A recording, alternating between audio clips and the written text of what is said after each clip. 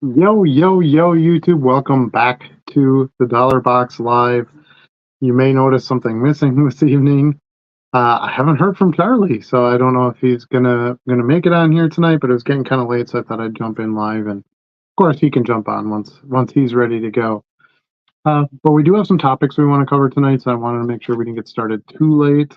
I want to talk a little bit about something that I'm adding to all my, shouldn't say all, adding to a majority of my eBay listings, as well as a little bit on the national update and some plans there.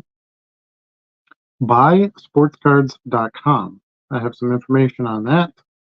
And then we also want to talk about our card show, the GOAT show, coming in September, and give you an update on that. Things are moving along very well there.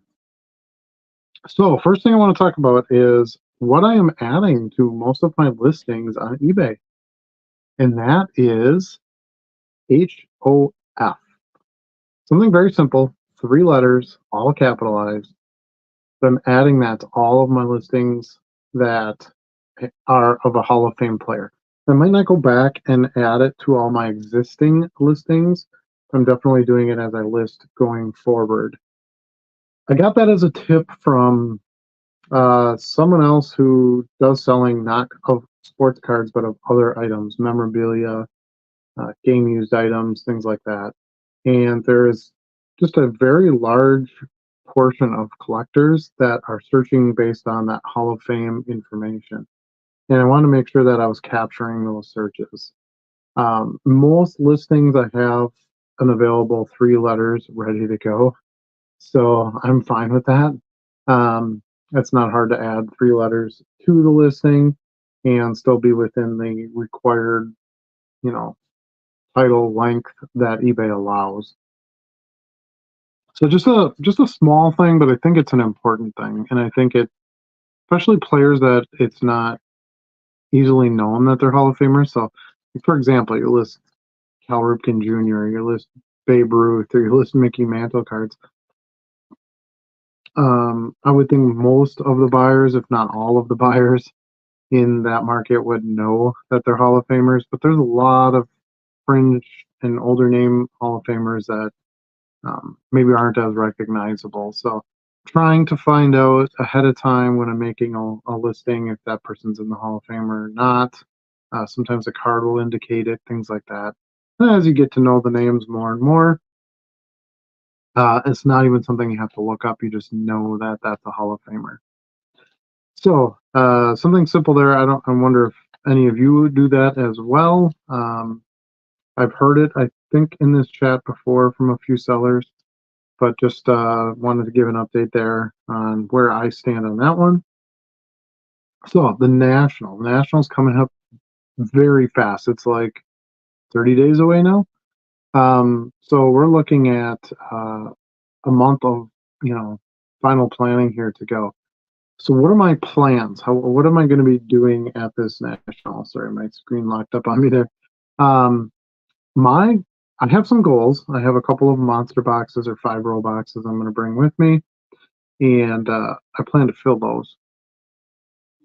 But I also want to look more to the mid-level end versus the super low end, which is typically what I bought previously, and lately I've been getting thrown such great deals on that I couldn't pass that up. I want to start to continue to evolve the store into a little bit more mid-level, 5 to really 10, I would say, maybe $10 to $20 cards to be the meat and potatoes. Excuse me, meat and potatoes of the store is really the eventual goal. Let those listings that are lower end sell down. I'll still be putting some in, of course, that way. But I want to use the buy sports cards as my expansion into the low end cards. Right now they're paying you to list cards, so that's kind of a no-brainer. They're just trying to grow. There's no seller fees, and the minimum order is $3, and it's perfect for those 89-cent, 99-cent type cards. And I want to, oh, there he is. And I I want to make sure that I'm still growing that area, but I don't want to just have 60,000 listings of that. That's kind of where I'm looking at going forward. We talked about that a little bit in the recent weeks about, well, I'm at 44,000 listings. What do I do when I get to 60? Do I just upgrade my store, pay that ginormous new fee of 300 a month instead of 60 a month, and just suck it up and keep going? Do I start a second store? Do I take listings down? Uh, I think what I'm going to do is I'm going to start building myself out on the Buysportscards platform a bit more with the super low end cards, the cards you can sell for 50 cents on there with no fees. And I have a small shipping charge that I put on there. It's a $3 minimum order as well. And I got my first order today. It's kind of funny. Charlie has joined us now. Hi, Charlie. Good evening. Good evening. And I was literally in messaging with him, and we were talking about what to feature tonight in conversation. And I said, well, let's talk about Buysportscards a little bit. I have a fair amount of listings on there. I have like 250 listings on there now, and I got like 25 or 30 bucks for doing those listings. So I mean, it paid me. Well, it will pay me. I think those just accumulate till the end of the month, and then they pay out in July. But I have that there, and then right after I got out of chats with him, I got an email that I got a sale. No, they're not super fancy cards. I can show you what's sold. But I charge 85 cents to ship up to 5 cards, I think. 5, yeah. But I sold this Warren Moon from Pacific. I sold this Michael Irvin from Pacific. And then this Terrell Owens from EX. And a Prism base Stephon Diggs. Like a 2022 Prism base Stephon Diggs were my cards. I got $5.11 for those cards with the shipping charge. And actually, I think wasn't that after shipping? Let me take a look here. Let's see. So my the order total for those 4 cards was $4.26 with the shipping. It comes to $5.11, and then they charge you 48 cents for the payment processing. So that's like that little 30-cent fee you would see on eBay for taking the payment, collecting the funds, charging the card, whatever you want to call it, swipe fee. There's all kinds of terms out there. But anyway, that would be the cost for that. So I ended up with $4.63. And of course, I'll have to buy my envelope, which will cost me 64 cents. So I'm at $3.99. So I've essentially made a buck a piece on these cards, which I paid like 2 cents a piece for these. It came out of one of my giant box buys. So it's interesting. I'm excited. It's kind of fun to get a sale. I haven't bought the label yet or done any of that. Maybe I'll take a video of that tomorrow, kind of show you how the sale process worked. But yeah, it's good to have another way to move some cards. I mean, if I had listed these in eBay, I would have had to charge more for them because it could have potentially been a single card sale. So I'd have to ask more, things like that. And they may have sat there for a while. They might have sold right away too. There's no like perfect prediction for that. But to have another avenue, I know there's a good portion of shoppers that are looking over there now if they just want some low end stuff because they don't have to pay $3 a card. You can get. I charged basically. I listed the Warren Moon, the Terrell Owens, and what's the other one at 99 cents. Oh, it's Michael Irvin, the Michael Irvin. I listed those at 99 cents each, and then the Stephon Diggs I listed at 89 cents. So, but that's good money when you don't have any fees coming out of it, and you're charging that 85 cents for shipping, so that covers my 65 cents for postage plus, a envelope and sleeves and your supply costs essentially was how I looked at it. That's kind of their suggested shipping rate. And when I researched a bunch of the other sellers on there, excuse me, that's basically what they were charging. So I felt comfortable with that. Now there are sellers on there that list cards at like 25 cents, 35 cents. I don't know that I want to get into that game. I don't want $1 for 4 cards. It just doesn't seem worth my time or effort. Um, but basically I did a separate SKU system just for cards that are going on there, and I'm simply numbering them. So I've got bag 1, 2, 3, and 4. Actually, I'm up to like bag 8 or 9 now. So it's going to be easy to find, but it's totally different than my dated, bags that I use with eBay, where my more serious cards are going to be sold, if you will. Yeah.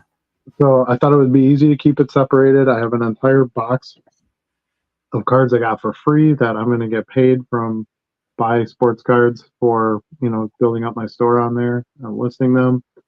Um, I think that's going to be a great combo going forward and something to build off of.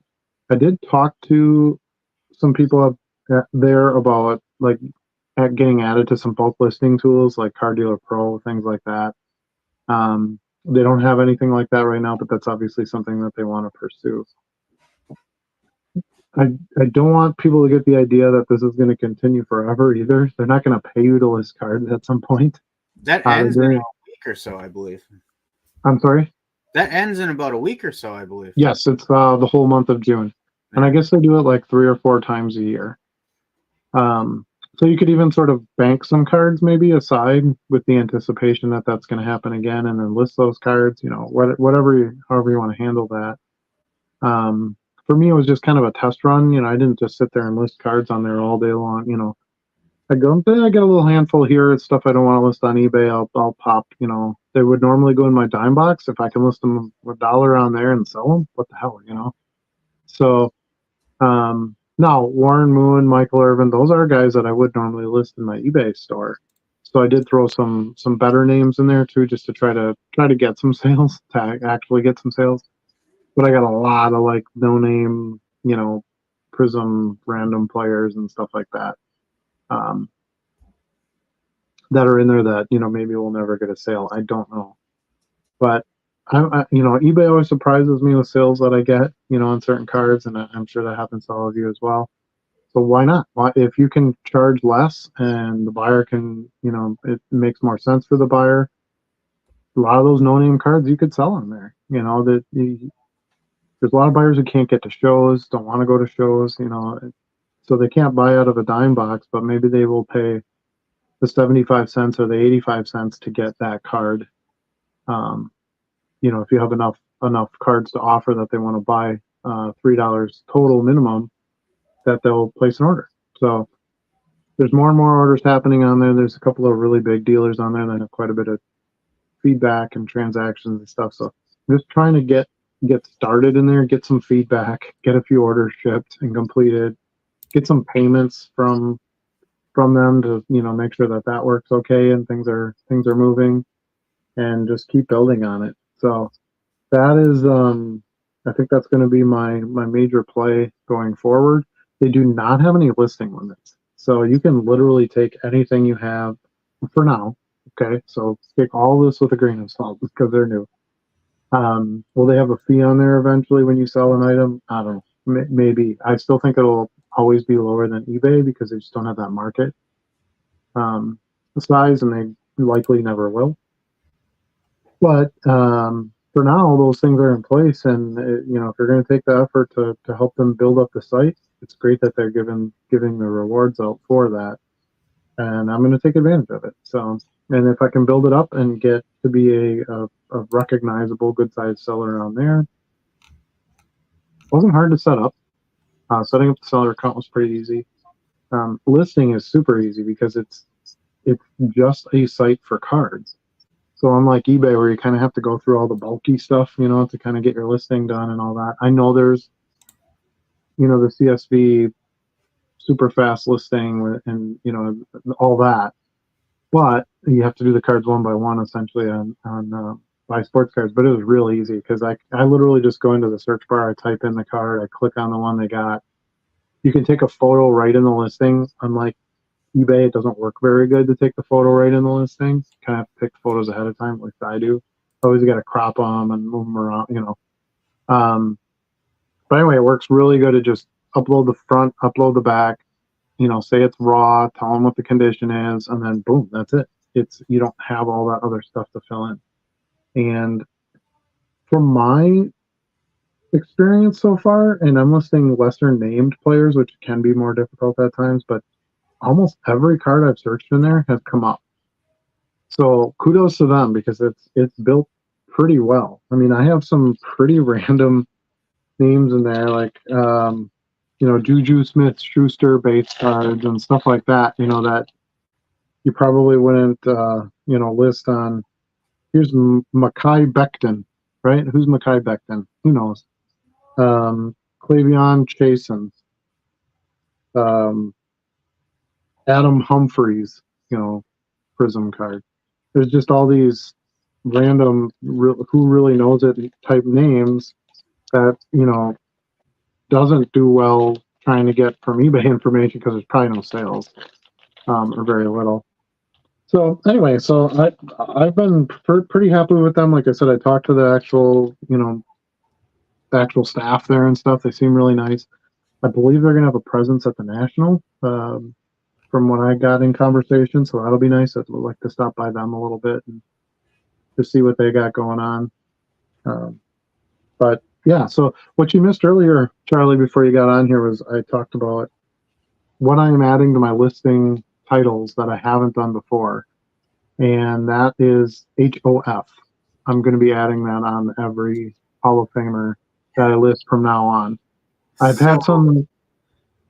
So yeah, I've done that for a while. Be careful what you wish for, because that does take a little more time. And you'd be surprised how many times you stop and you're like, is he in the Hall of Fame? And then you got to look it up and, know. Yeah. And yeah, definitely. I get that. I think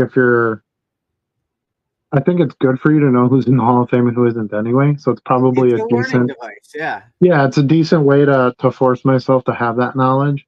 Yep.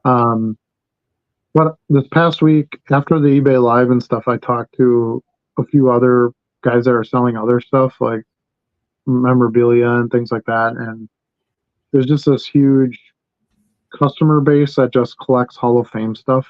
Yeah. And, like I said earlier in the episode here, I talked about, well, there's some obvious ones, right? So like you list of Babe Ruth. Well, Babe Ruth's in the Hall of Fame. Who doesn't know that? Mickey Mantle's in the Hall of Fame. Who doesn't know that? Derek Jeter is the #1 player ever in the Hall of Fame. Who doesn't know that? So it's more kind of those fringy players that I think that's where you could gain some advantage by listing them as Hall of Famers. So that's basically what we talked about so far. I'm glad you joined in now because my next topic, and we can get to chat too if we want to. But the other topic I really wanted to cover was just kind of the GOAT show and give an update there. Things are moving along pretty well. So, but I think maybe we'll hold on to that for a little bit. We'll talk about that a little later in the show, if you want. Yeah, we can do that. I was surprised to see you already into the meat of the conversation. Must be. I was all by myself. Talk about the week that was when you're by yourself. I was all by myself. So my thought was you were going to jump on here, so I figured we would. I was kind of doing things out of order, right? I'd go in and just sort of talk about some meat right away, sort of reward viewers who are on here right away that have to listen to us, Yeah, banter on. Babble for a half hour, try to give them something right off the bat. But yeah, how was your weekend? It was good. I should probably, before we get into that though, I should probably add in my 2 cents on BSC. Okay. Because this past week I did list for the first time. A little over a week ago, I actually signed up, and then I had to wait for the micro deposits and stuff over the weekend. So I would say it was Tuesday when I made my first listings. And I am similar to what I heard you say. I'm looking at it as a venue for my dime box cards, or maybe a little better than dime box cards, but not quite the sales history that I want to see to list it on eBay because of the fees and the shipping and everything. So basically I kind of set my line at if I can't find sales at $1.50 a single on eBay, then I'm going to kick it over to my BSC pile is kind of where Yep. I'm. Same. Now, I still list as a floor $1.99, but that still gives me a little room in there to negotiate or some volume buys. I can come down. So if it's less than $1.50, that's when I'm kicking it over to BSC. What I like about it is it's really easy to list. Mm-hmm. What I dislike about it is that it's really easy to list. So using the bulk upload, they give you the whole set, and Mm-hmm. I envision it's really easy to make a mistake at some point in there Mm-hmm. and accidentally upload the wrong card or something like that. Because what I found so far is you don't really have a good listing page where they tell you here's what your listings look like eBay does, right? You can see Nope. your inventory, and you can see what you listed. It doesn't display your price or anything like that. So I think that's a little limiting, but I'm okay with it. Where I think I have to refine my process is that right now I'm putting cards in the Card Dealer Pro, and then when I comp them in Card Dealer Pro, if it doesn't meet my threshold, I kick it over. But doing it that way, I'm wasting some uploads, right? Yep. So I need to figure out an efficient way to get in front of it, which some cards, you know right away, hey, that's a really common overprinted card. There's no way I'm going to get much money for that.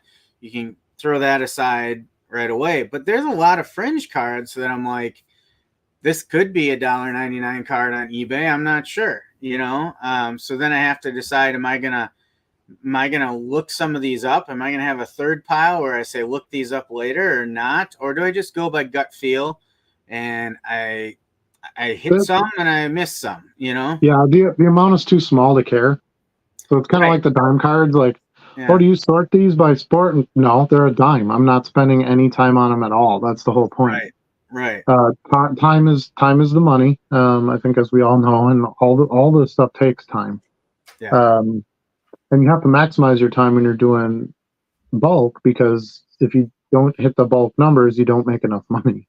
Yeah. So I'm basically just like, I named off some names to you earlier. You know, I pulled some out of my bags. Those are clearly not cards that are going to sell on eBay. A base Donruss, Mackay, Leonard, or whatever that guy was. That's not the place to put that, and you're just going to be wasting your listings. You know, you only get so many on eBay. Yeah. For a card that's not going to get a buyer. Right. Or worse yet, you price it at, you know, $1.39 or something to try to get a sale. Somebody buys just that single card, and I make like 9 cents on it. Right.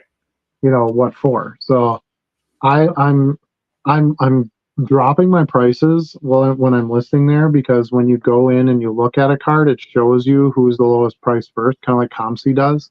Yeah. And I don't want to be that $1.99, because it's just too scary. Yeah. On a card that doesn't have any market. So I liked the 99 cents for players that have a little bit more name. I was going down to like 69 cents or 79 cents on lesser named players, and then just 85 cents. So it's pretty fair to get it out the door. It's basically just going to cover the cost to ship it out versus doing the free shipping, just so I could ask, you know, less for the card, if you will. Yeah. And I feel like that's kind of a good spot for me. You know, you have to do obviously what's best for you. But when I was looking at the dealers on there that have some decent sales, that's kind of their layout. That's kind of how they're doing it. You know, maybe not exactly like me, but the same type of strategy with, you know, on how to use that platform. It's different. That platform is different than eBay. So it is. I wouldn't say you can just go, well, I'll list all these cards on eBay that can sell for more than $2, and I'll just list all these the exact same way under my same store logo on the. It's not. It's different. So, I had to change my mindset with that a little bit too. You know, I've always been strong on to the free shipping and things like that. But one of the main reasons I like free shipping on eBay is because you can buy an individual card on eBay. Whereas on Buysportscards.com, the cards that I'm listing, you can't buy an individual card. So I can do 85 cents shipping because they're going to have to buy 3 to 4 cards to hit that $3 mark anyway. Right. You see what I'm saying? Mm-hmm. So I feel like I can get the bundle, I can charge the shipping because the shipping is going to be appropriate. I'm not going to get the, who can I get the discounted shipping? Can you send me the invoice? Right. You know, Right. the stuff you don't want to deal with all day long on eBay is not really something you're going to have an issue with on BSC. I should start calling it BSC because buysportscards.com is just too many. That's It's too a much. mouthful. Yeah, That's I too like BSC. So I'm priced quite a bit lower than you so far, but I also don't have many listed out there yet. It's kind of a process in development. But like some of the cards I recently listed, here's a 2012 Topps Mound Dominance Bob Gibson. I think I put that out there for like 40 cents.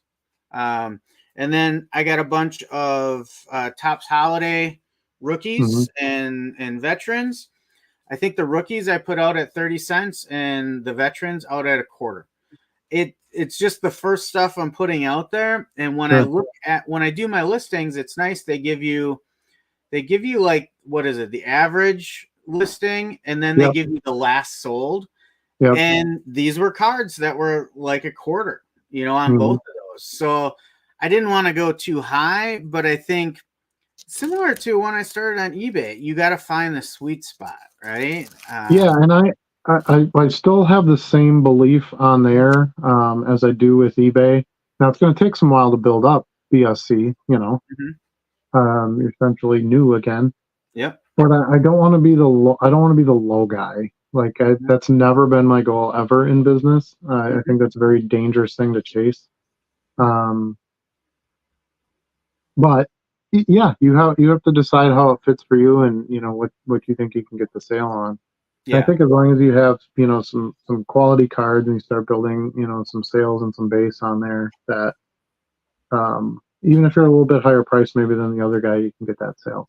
It also depends on what you have listed, because remember, if you're listing at a quarter and another seller has it listed at a quarter too, yeah, but they have like 60,000 listings to choose from, that buyer's probably going to be able to find their 15, 20 cards or whatever they need to hit the $3 versus looking through yours with 20 listings, right.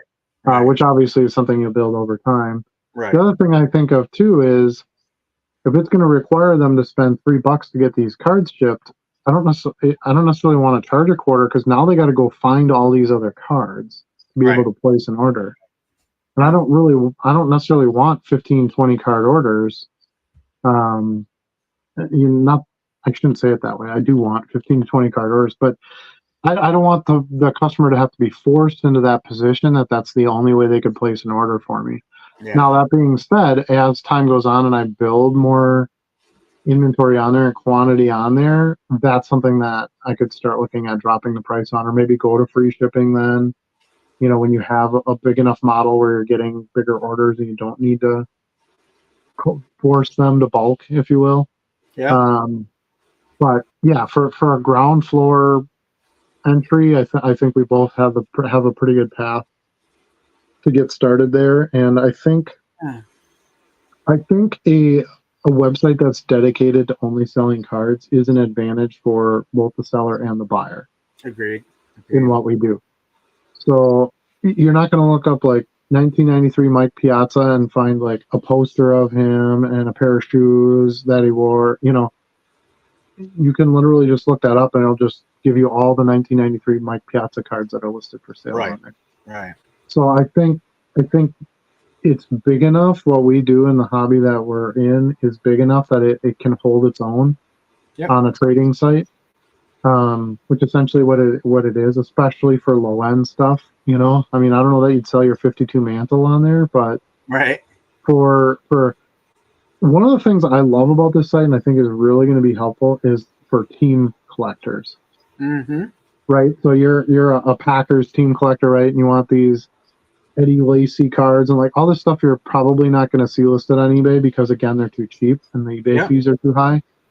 But you can go on there and you can buy your Eddie Lacy's and your Antonio Freeman's and your I don't know, Chris Jackie's, and you can buy that stuff that you want. It can be at still a fair price. Um, but you're going to be able to find more, A, because sellers can actually list them on there and make something on them. Mm-hmm. And B, it's going to be cheap enough to make it worth it. You're not going to buy a base Chris Jackie card for $2 generally Right. off of eBay unless it's his rookie. Now I have sold some of his rookies for $2, um, but you might pay that 45 cents or 50 cents or quarter or whatever it is that the sellers are charging on there. If you have a few other random name players for your team Right. that you're going to be Right. buying, especially when you look at vintage, because they made a card of every player back in the day. Now the sets really focus on, basically it's the quarterback of every team, the star wide receiver of every team, a few Hall of Fame, vintage big name players, and rookies. That's basically it. You don't get, the random linemen in a lot of cases. Right. But yeah, if you're selling anything that's not modern, there's going to be a lot of those cards out there. Yeah, I definitely think BSC has a really strong use case. Like, they've got a certain market that I think they are going to do excellent in. I think for my selling plan, I'm a little bit different from you in that while I agree, like on my eBay store, I do not strive to be the lowest seller out there. But I do think there's something to be said for being a new seller and trying to get some interest by having those basement deals for a while and then Sure. gradually increasing your price points once you build, some type of base. So that's kind of the approach I'm taking with it. And then I think the next phase for me as I get some of these basement cards in is I've got to start peppering in some better cards in there as well. And it was the same process I went through with eBay to get where I'm at now with 7,000 listings and daily sales. I started with a lot of base cards to get a floor in there. I set pretty low price points, and then over time kind of graduated to my selling philosophy as the store grew. Yeah, and I think that's kind of where I took a little bit of a different approach in starting out, in the fact that they're paying me to list them. So, and I do a photo each one, so I get 4 cents. I have cards I'm listing for free that I got for free. Yeah. So like the 4 cents that's it's not great money, but there's something there right off the bat. So I don't feel like I have to charge a floor price. At this point, I think my motivation is just to get the listing count built up. I think that will be the thing that will really help this stuff move. And yeah, maybe I'll start listing, lower here or there, depending on the cards. Now, most of what I have is, you know, better brand, modern stuff, right? Like, rookie inserts and foil and stuff like that.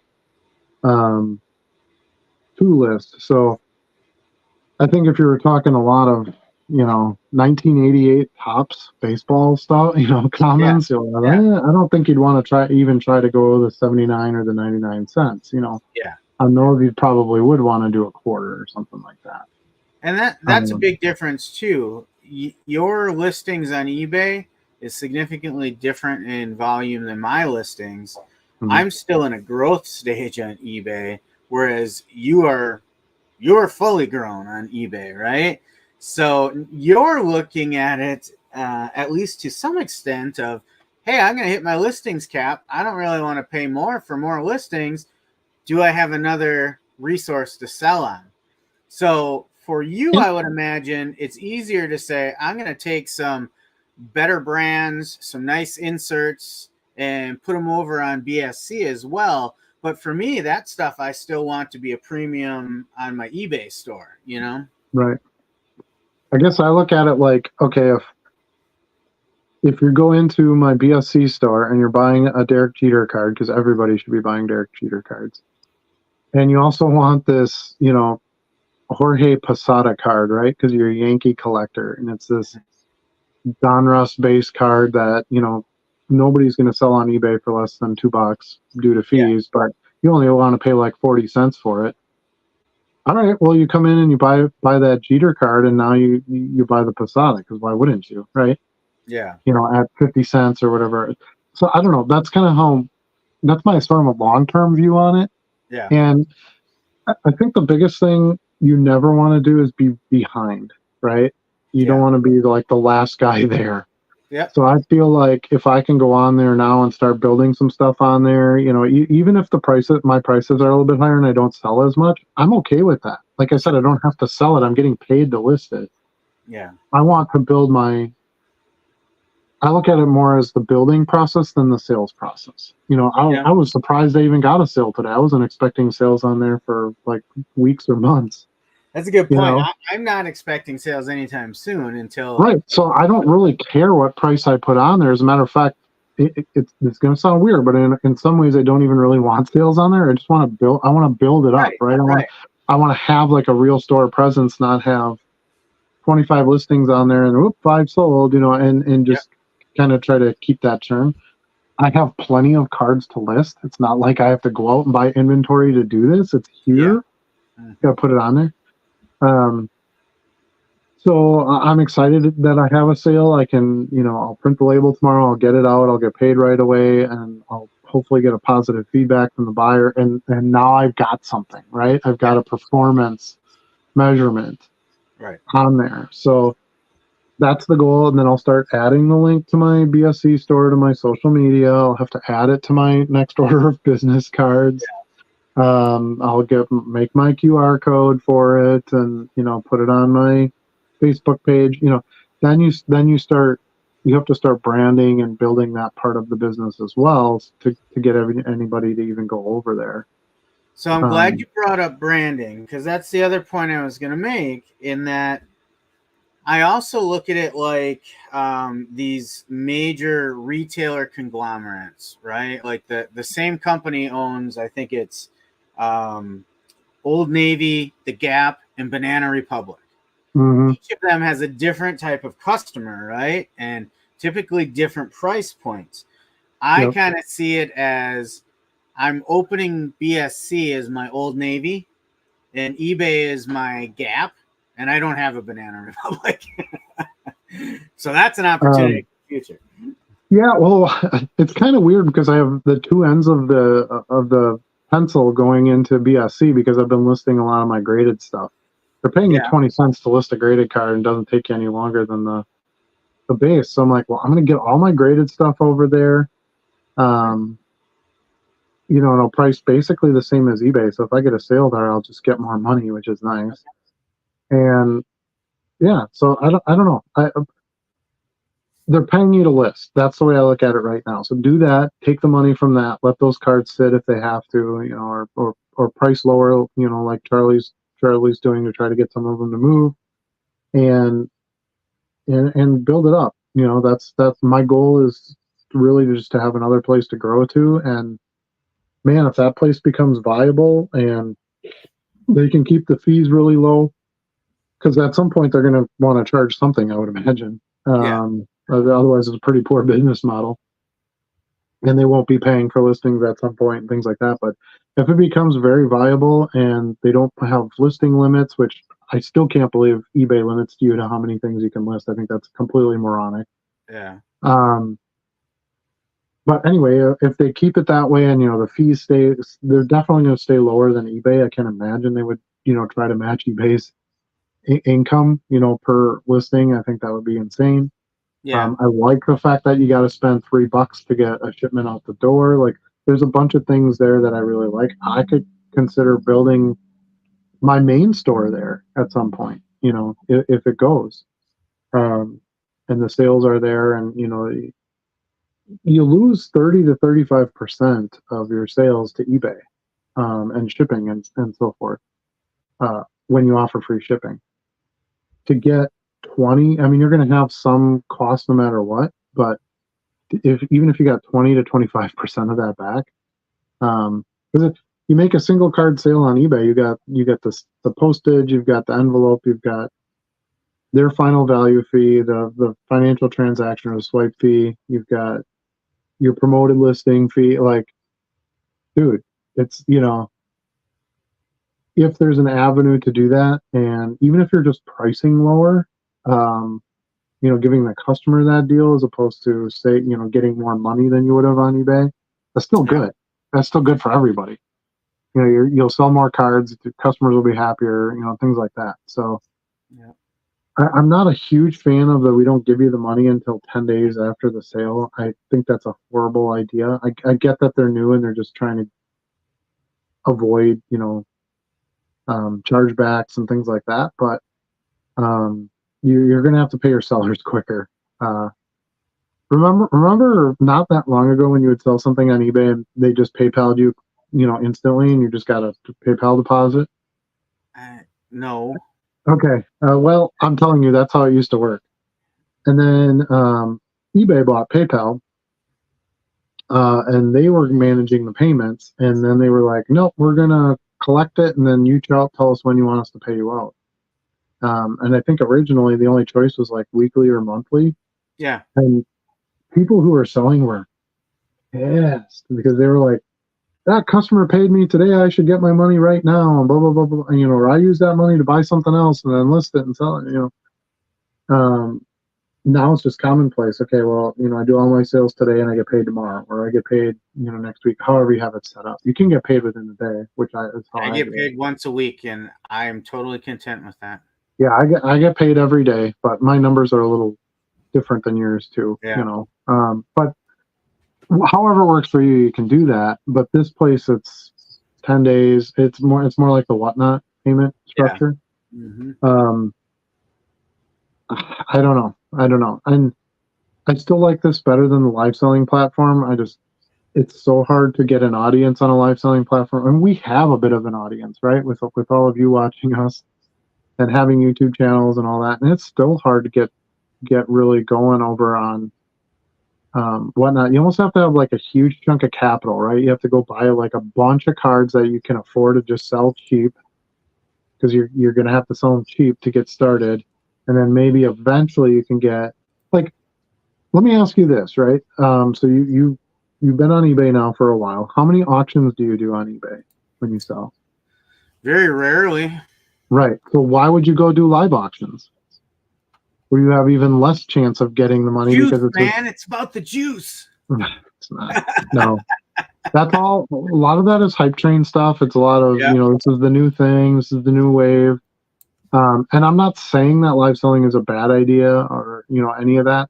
And I realize on Whatnot, you can have fixed priced items and you can, I just don't know that that's, for me, that's going to be the right place and where I can be most successful.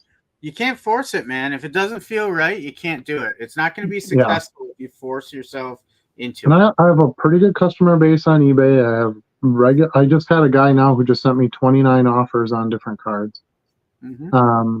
One of my Derek Jeter buyers, ironically, he buys $100 in Derek Jeters from me like every week for like the last too much money to 5 or 6 months. Yeah. So as soon as I see, a bunch of offers come in on Jeters, I know exactly who it is. I don't even have to look at the user. But if I can get that kind of customer and dedicated person to buy for me, why do I have to do it live? And then just hope there's competition in there to drive the price. Like, I don't know. For me, that's not the greatest business model. You talk to anybody who sells on eBay, all of you here in the chat, all of you watching, how many auctions do you run? Other than if you've got something really hot, right? Like, so you got this, 2018 Bowman first draft card and this kid got called up. Well, maybe now you'll auction it, right? Because you want to push that thing out the door, because as soon as he strikes out in his first at bat, right? So if you've got something like that, maybe you'd want to throw that on Whatnot. But are you going to have that regularly? If you are, good for you, because you know what you're doing. You hit all the lucky, straws right in a row there. But for most of us, we're selling, 5-year-old Tom Brady base cards and, things like that. The stuff that, has a market but isn't going to have the juice, right, Charlie? Right. So I don't know, but it's been time for me. We've been talking about it a little bit. Where do I go next? How do I expand? Where do I build? And honestly, at the beginning of the year, I was pretty set on I'm going to build my own website. I'm just going to sell on my own because I've done that with Shopify before. I know how to do it. I know how to market. I know how to get brand out there. Um, and then I kind of came across this and was like, you know what? This is a pretty solid place to have. You kind of like building your own website, and they do the marketing for you, and they don't charge you anything. Yeah. It's a pretty sweet deal. Because even though you have no middlemen to pay on Shopify, for example, you still have to pay that financial swipe fee wherever you go. If you got a cart and somebody can pay for their items with a digital payment, which they're not going to mail you a check. That's not how it works anymore. Um, you're going to have that fee no matter what you do. So that doesn't go away at all. But then you're going to have to do all your own advertising. You're going to have to do all getting your own customer draw. You have to build the site yourself. Everything has to be done on your own. And that takes a lot more than you think it does. Yeah. And then in a space like this, where there is a bunch of place to sell cards, how are you going to get people to come look at you? That's a tough one. So I like it. To me, it's like ComC, but I control my inventory, which I like. And they don't charge me the 50 cents per card to put the thing up there. And that makes a huge difference. Yeah. All right. Well, enough So anyway. about BSC. I think that was a good Right. conversation. A big apology to you all for joining you late today.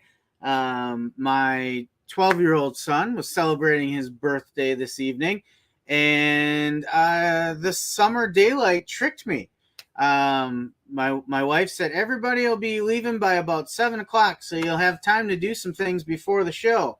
And everybody left, and I came downstairs, and I immediately went to pack and ship some cards. I looked down at my phone, and I see Adam sent the link for the StreamYard. I'm like, wow, he's really early today. I wonder why he sent it an hour early. And then I looked at the clock, and it was 8:06. So yeah, and normally, you jump on like right before 8, and we'll have a little chat for a couple of minutes, which is fine. I don't mind starting a minute or two late, but I hadn't heard from you, so I'm like, you know what? I had enough to talk about on my own list. Obviously, you guys have all heard me talk now for 30 minutes or whatever it is. But I felt like I had enough that I could just do that, and then we could get back to our usual. So this past weekend, I went to a toy and pop culture show. Oh, you did hear that, huh? I did, yeah. I kind of have a video. I have a video of going through the show and then going through the antique mall, and I shot a pickups video and I deleted it on accident. So I don't have the pickups, so I kind of don't like the video as much without showing the pickups, and my pickups are already kind of mixed in because I'm already listing them. So where was this pop culture show? So it was in Appleton. It's an auction house, an auction warehouse place, and antique mall. Mm-hmm. Very small. It was like, maybe I'll post the video anyway tomorrow. I don't know. I did buy stuff, and I have the buys on there. Like, you can see me looking through stuff and whatever.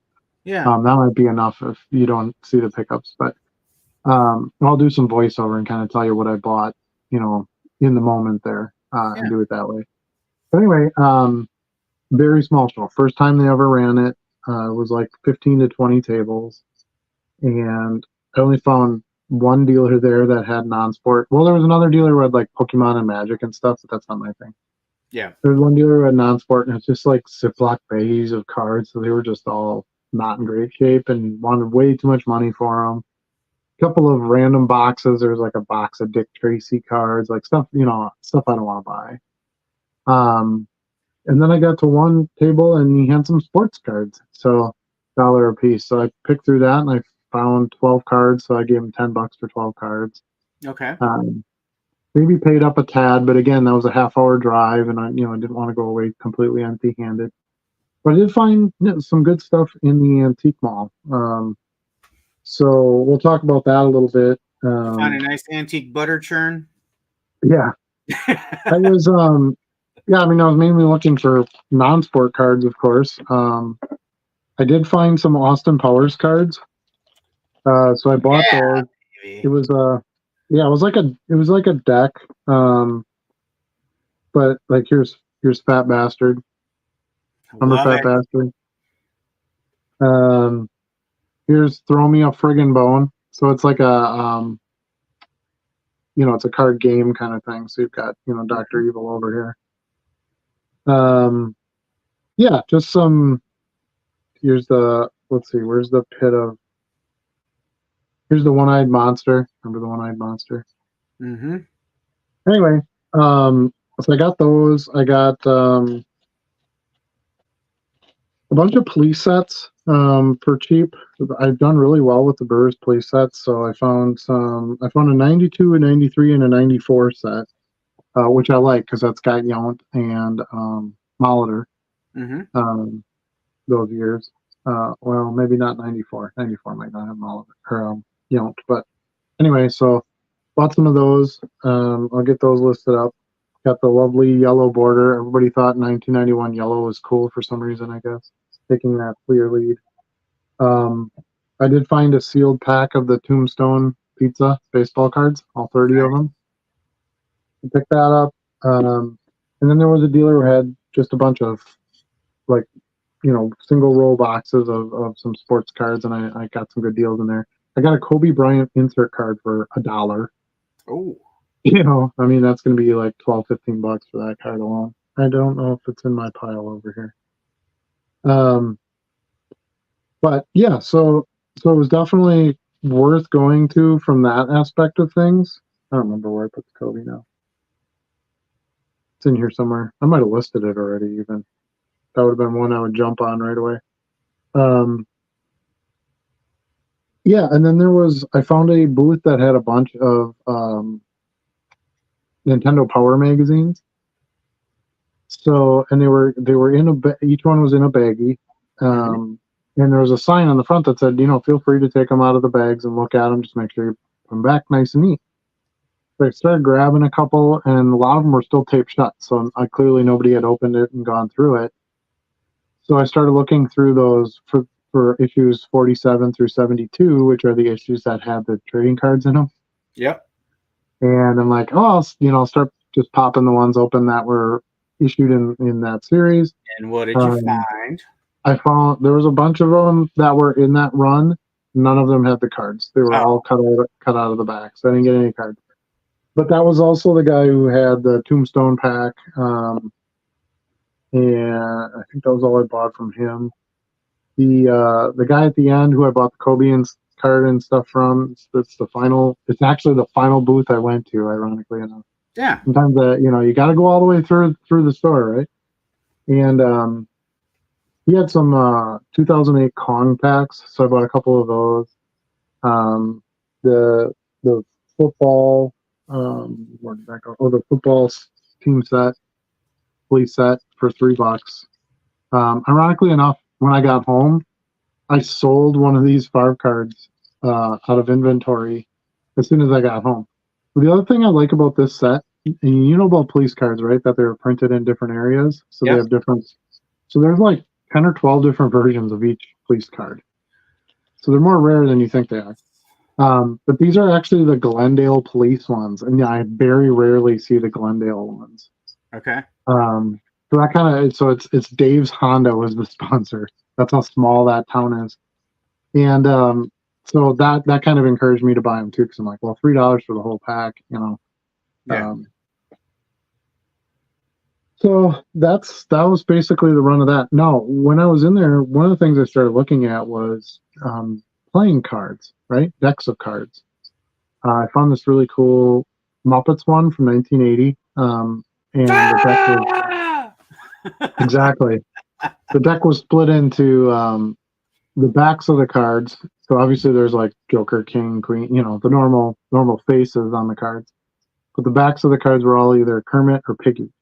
I'm like, that's a lot of Kermits and Piggies to try to move. Yeah. They weren't in the greatest shape. You could tell they were definitely played. They weren't brand new. So I passed on those, even though they had sold for a little bit more on eBay as a set. I was like, it's not enough that I could do anything with. Sure. But like I said, I found some color. I found a few vintage cards. I found a 1972, no, 70. I'm going to get this wrong on the year. Mid 70s. It was mid 70s. OJ Simpson card for $1. So I bought that. Okay. That kind of stuff. Like basically it was like the guy had a booth or the girl had a booth with a bunch of other stuff and then had some cards. So they just put $1 on every card. Like didn't matter what the card was, right? So some of them were way overpriced and some of them were way underpriced. And when I kind of started thumbing through it and I found the Kobe, I'm like, okay, it's going to be worth looking through this box because clearly nobody has seen this. Because if you were a card buyer, you'd buy a Kobe insert for $1. Right. Now I wish I knew where I can't remember where I put it. I'm going to have to look it up in inventory here. But yeah, so it was kind of fun to go through that. You know, it's different than looking at like a card show, you know, where things are more organized and people know the prices and, you know, markets and stuff. It's just things were very, very random, you know. I'd see $1 card of like this beat up 1991 Donruss Andres Galarraga card, and it had $1 on it. And then the next card is like a really nice in shape purple foil Kobe Bryant insert card for $1. Like it's so weird, you know, to see that. Yeah. So you really kind of have to spend your time and go through it. But I was there for a couple hours and I found enough stuff to definitely make it worth my time. That's good. Yeah. I did not have that much fun. I had You did work or something. Yeah, another weekend up north remodeling, did some more wiring, measured out for some new windows, measured for some new roof flashing, and some new clear poly up in the, I don't know, what do you call it, gables? Yeah. Yeah, and keep talking. I gotta step away from this for a second, okay? Yeah. So it was like the worst weather weekend too. Took Friday off so we could get a head start, maybe get a little extra work in on Friday. But pouring rain all evening on Friday and most of the afternoon. Pouring rain all day on Saturday. Sunday, when we're ready to come back home, beautiful out, of course. But did get some work done, and I brought all of basically my entire card room I brought with me is pretty mobile at this point yet. So in the evenings, I would sit in the camper and list and do some things like that. So like a full-time job, Charlie. I know. Can you imagine? And I even shipped from up there because I had all my shipping supplies. Mm-hmm. Saturday, we ran a bunch of stuff to the rural post office there. Will be interesting to see if they have any issues with them. So the rural post office don't have any sorting machines, I don't think. They just put them in bins and ship them to the main hub, right? Mm-hmm. So, yep. So I don't think I would have a problem there, and nothing seems to be a problem so far. But and then during the week, just back to the grind of working so far. I did get another row in the Oak Creek Monster boxes filmed and yeah, I watched it. Yeah. So far, the first 2 rows have been pretty good. Now, tomorrow I anticipate I'll have the 3rd row coming out. I filmed all of those cards last night. I haven't had a chance to edit the video yet and get it ready to publish, but I should have that out there tomorrow. And then I think this coming weekend, I'm going to do a double feature and hammer out the last 2 rows on that first box. So, but yeah, pretty happy going through that, monster box. I think I made the comment in the videos I have out there. It's good to see a lot of stuff that I'm normally picking up, like names I'm picking up, sets I'm picking up that catch my eye. Because I didn't know if they were going to be in there, to be honest. I looked at maybe 20 cards in those boxes before I picked them up. And I said, yeah, it looks like this is going to be down my alley. So it's fun to go through it just to see all the different cards. And there's plenty of sets I had never seen before. You'll hear me say that a lot. Oh, I've never had one of these in my hand before. I'm gonna have to look this up, you know. Some of those cards that you were baffled by are cards that I knew right off the top of my head, you know. Of course, it's all been doing this a lot longer. Yeah, well, and a lot of it is like 90s football, you know, that's my bread and butter. Yeah. So yeah, it was pretty interesting when you're like, well, I don't know, is this a parallel or what is this? And I'm like, it's this. Yeah, yeah. Yeah, that's kind of Well, fun. it's fun going through that just to learn that stuff too and Hmm. see something different. Like, okay, how many Shohei Ohtani cards have I seen over the past 3-4 years? A lot, Hmm. and it gets to be monotonous, right? Yep. But I don't see a lot of 1996 Emmett Smith parallels, right? Like, Hmm. and when I do, I grab I them, do. I right? do. Yeah, Yeah, I but do. you see a Those are lot my more modern stuff, right? Like right. you're passing through a Right. box, you see so much of that. So Yeah. it's fun to go back and truly see some of those 90s, early 2000s, be surprised by some of those numbered cards and things like Hmm. that. So I do enjoy going through that. I wish I could get through it faster, but until I can quit the office job and do cards full time, this is how it works, right? Yeah. Yeah. Well, and I even doing it full time. I mean, I've got 7 boxes. I've only gotten through 3 of them, I think, Yeah, with videos. I'm behind now because now I've got these other things that I'm working on, but then I didn't have the scanner. The scanner makes things go a lot quicker. it does. It's It taking does. more time to list shiny stuff. But here's the Kobe card. You can see here. I'm going to go to Yeah, single here. there you go. So you can see the price sticker on there for a Mhm. dollar, and it's got the little code for the The booth. rack. Attack the Rack. Nice purple, color match Fluid card. what? It's shiny. Huh? Fluid Traditions or something? This is Fleer Game Time Fleer Game Time. Okay. from 2000 and 2001 season. Nice. But yeah, this sticker was on every single sleeve, and they all said a dollar. So it didn't matter if, like I said, it was Kobe or it was. Like, here's another one that I got. These all happen to be in the same bag. I got to turn them around though because I turned them away from the sticker to photograph them. Here's this like hyper Allen Iverson. Yep. Now this one says 50 cents. So you had a box of 50-cent ones too. Um, Here's another one, just a Steph Curry base for 50 cents. Yeah, why wouldn't you, right? Yep. Dominique Wilkins, there's another hyper. This one was also 50 cents. Stickers on the back side here. Yep. So yeah, I mean it was kind of neat to get some variety and just I don't know, see something different. Oh, here's a Nikola Jokic, lights out parallel, 50 cents. Yep. Um, yeah. Now, if these were at a show, I guarantee you that Kobe would have been gobbled up in the first 10, 15 minutes if he didn't get Sure. to that table.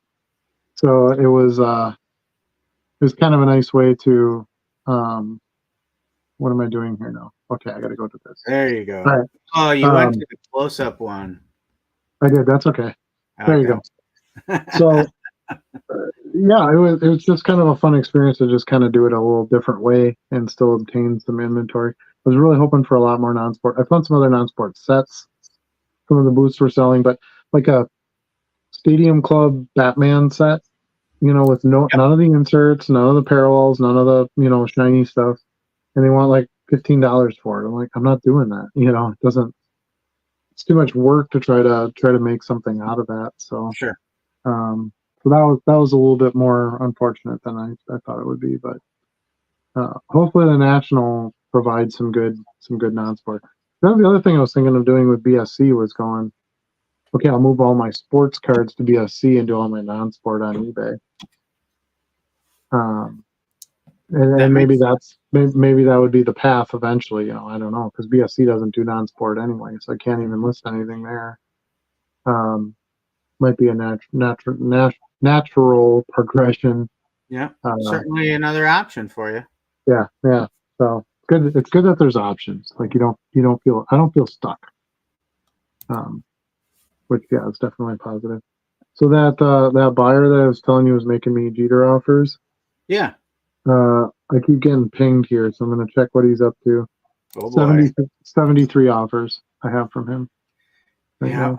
I I So, I don't understand why regular buyers would do it that way though. Why not just make a list and say, "Hey, would you take X for this?" And you'd be like, "Yeah, I'll do that. I'll do a custom listing for you with all the cards in it." I think I think some people just like the thrill of it, to be honest Could with be. you. A lot Could of be. times I'll get an offer, like let's say I have a card listed for $4.99. I'll get an offer for $4.75. I'm like, a quarter changes this deal, you know. And Chicken. of course I accept it, but they just don't want to. They just don't want to pay your asking price. Yeah. Um, and that's especially why I said early on, don't be the Payless shoe store, be the Nike Yeah. store, Yeah. because I'm happy to get $5 for that card. So I'll ask $5.99 when somebody offers me $5.75. Everybody's happy, and I'm getting a premium on the card over another seller, and I think that's Right. important.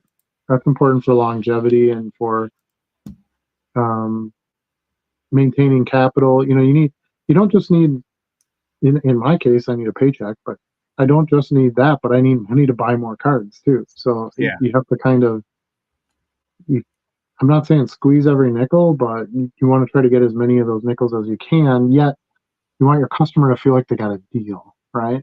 Yeah. So it kind of keeps everybody happy that way. So Yeah, it's interesting. It's interesting you say that because that was one of the first things that I really noticed when I went from just casual collector of buying sets at retail, buying blasters all the time and trying to build sets, to going to card shows with you and getting into being a seller. The first thing I noticed is part of the culture is nobody looks to pay list price. Well, I shouldn't say nobody. There are certain things. I tend to see that more on like certain slabs. Sometimes someone I see will pay that. yep. But part of the culture is the negotiation. And that's one of the things I love about non-sport cards, because there isn't any for the most part. People just jump on and they buy it. Yeah. Even if you have on their best offer, I get a lot less offers on that stuff than I do sports cards. So another reason to move a lot of the sports card stuff to BSC, keep the non-sport on eBay, because eBay is offer city. That's where everybody wants to go on and make Yeah. deals. Um, so anyway, yeah. So I had a good weekend that way. Got a big chunk of my office done. Did you? All the Yeah, all the outlets are in. The carpeting is in. I had to take the door off because once I put the carpet in, then the door was a little bit too short, or too long, I guess I should say. I got to cut a Yeah. little bit off the closet door. Um, I don't have the baseboards on, but we're waiting for the entire basement because we're going to do all of it in the same baseboard. Okay. Um, so we'll wait till we really want to crack that out and get all the measurements and pick up the boards that way. We make our own, so you don't want to like make some, put it on, and then get all the tools back out, make some, and put. It's better to just rip it all, stain it all, and then put it all on. Anyway, um, I got my desk in there. My live edge desk is in there, installed, which looks nice. I have the two display cases where I'm going to be filming in front of going forward. Okay. I have some of my soccer Europe stuff set up in there. I've got some of my grandfather played for the Detroit Tigers. So I've got some of his stuff displayed there. I have his original glove. And so it's gonna be nice. It'll be really nice once I get down there. So just have a few things to finish up down there before I can move everything else. And what's difficult is I work in this space. So my workspace, I have to like kind of do it all in a day so I can work. Yeah. Um, moving some cabinets. I've got some cabinets in here I'm getting rid of. I'm consolidating some stuff, to make up some more room. And that's all going to take some time yet too. But I'm happy we're that far, and I can start moving some stuff down there. I got some stuff on display, which is pretty cool. That's good. Did I show you Luna's soccer card? Yes, you did. Yeah, Yes, so that's pretty that's cool. going to have a nice prominent display spot, with my Europe soccer stuff. I have my jersey from Europe in there, and Yeah. it's gonna be cool. I'm pretty juiced. Nice. To have my own floors, work floor is gonna be nice. Yeah. I'll have the arcade, the theater, the kitchen, my own fridge, Yeah. my own urinal. Yeah. I Yeah. mean, what else can you ask for, right? That's So right. Yeah, so it's been Have your own been fridge with soda and yeah, candy bars. exactly. Anything you want to keep cold, Charlie. That's right. Um, so yeah, it's gonna be fun. Lots of stuff happening. I want to talk about the goat show some yet, but I think we should start get to our chat since we're I an think hour so in. too. Yeah. Okay. We should have plenty here to cover now, especially some of the topics we talked about. I'm guessing there's feedback in here Yeah. or questions. Sports Section Plus is here. Hey, yo, I'm back. Yo, yo, Actually, yo. he said, "Hey, yo, Hey, yo, Adrian. he's the bad guy." By the way, quick break. Please give this video a thumbs up if you enjoy the lives and you want to see more of them. Consider subscribing to this channel where the live is on every Wednesday at 8 o'clock Central Time. Also, subscribe to Charlie's channel, JC3 Cards and Collectibles. And let's see what else. Ring the bell if you want to be notified of any future videos. And we have, is our link, Discord link down there? I've No, it's been just chat room. alternating back and forth. Yeah. With the Patreon. Yep. I do have a Patreon too. I haven't been putting as much content on there as I've intended to. But that's a fun spot to see some extra video. It's a great way to support the channel.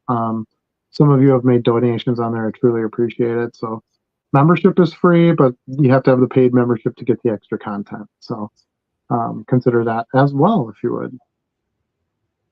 All right, let's get to some more chat. Old merchants, vintage sports cards. eBay has been brutal. Good old summer slowdown in full effect. I've seen pretty much the opposite. My numbers have gone up quite a bit in the last month. I saw a spring slowdown for sure. Yeah. Right after like tax time, because everybody's broke.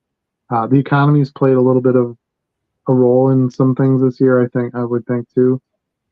And, cost of goods going up, stuff like that. But yeah, my numbers over the past probably 3 to 4 weeks have really gone up. So, as a matter of fact, I'm up 22.6% from last month even. So, there's ways to do it. You got to find some paths, to try to get some extra sales, and maybe list some stuff that moves a little quicker to get some sales. However you got to do it. But yeah, generally, we'll start seeing a climb out of the slowness right about now because they're starting to get hype for some football season, and the national and things like that are starting to pick up. How's it been for you, Chuck? Pretty steady. The month over month numbers can be a little deceiving, I think, because like you, mine shows up. I'm showing up 101%. But I would say from June 9th on, it's just been pretty steady. And no more big home run days. So in that aspect, I would say it's been a little slower because typically I would be steady, big day, steady, maybe a low day, steady, big day. Have spikes and drops more frequently, but it's just been really steady. And that's something you'll notice too. As you get bigger, it'll even itself out. A lot more. You should just have some steady growth. You shouldn't really have 100% increase from the previous month because that means you didn't do enough last month. But you don't want 100% drop. Well, that was highly impacted by that one $300 order that I had. Oh yeah, like 80 cards or something. Yeah, that'll definitely weigh in on it. But yeah, I would say just kind of, if sales are slower, then list more. Like you just have to fill your time with the thing that doesn't have demand on it. Right then and there. Yeah. I also find, and this was kind of frustrating me the last couple of years, where one of the reasons I wanted to start my own show, a lot of the show, runners were like, "Oh, we don't hold anything in the summer because people are busy and blah blah blah." I'm like, I want to buy cards in the summer. That's when they're the cheapest. I want those May and June buys. I don't want to be buying Patrick Mahomes next month. I want to be buying Patrick Mahomes stuff now. By the way, I bought a bunch of Patrick Mahomes cards out of that box too. Some of them were just lower end inserts, like mosaic inserts and stuff, but $1 a piece. I mean, it's no brainer for me. Yeah. Flip Patty stuff pretty easily. But yeah, so you're right. There is some slowdown. I would say it's more late spring than it is summer. I don't consider summer until like middle end of June, and to me is when summer starts. So you should start seeing a pickup now, I would think. Depending on what you sell too. Like if you're selling basketball cards, guess what? It's gonna get slower. Because that in the off season, basketball stuff Big drop. does Yeah. not sell. I mean, if you got Jordans up the wazoo or something, you're fine, year round. But you're trying to sell, current players, especially fringe players like Lively and some of those guys that just kind of had a hot season. I don't know. That's probably not the best thing to be focusing on. He watching SCE. I don't know what that means. SCR Sports Card Radio. What I assume. NBA, a mediocre player can make the Hall of Fame. It's true. Yeah.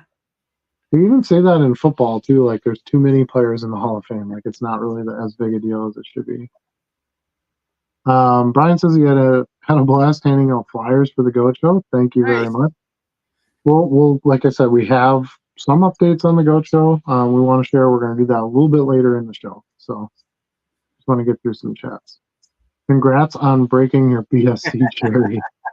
Thank you very much. Like I said, I was shocked. I really wasn't expecting. I threw a few named player cards in there when I first started listing just to see if I could, entice the sale, which clearly that worked. And then I just started throwing in whatever I got for free because they were paying me to list them. Why not?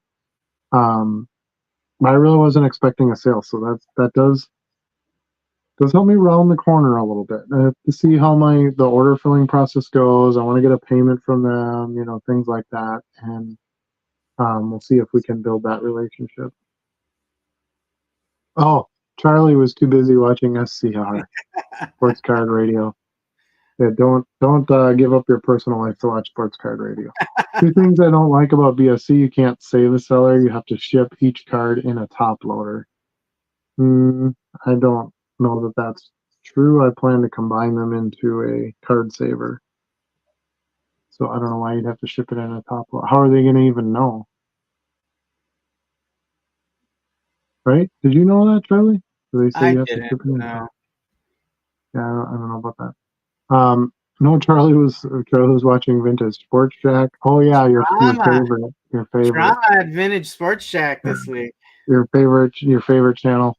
This is the problem. We get so far behind. I'm reading these and I'm like, what are they talking about? Assault Cards is here. I think that's how you pronounce it. Good evening, Adam and Charlie. Good evening. Yo, yo, yo, gentlemen. Oh no, I know how you boys love the G word. No, G word bad. Banning the G word. Troy is here. Good evening. I charge free shipping for less than 5 cards, as there is a $3 minimum purchase. Okay, that's a decent way to play it too.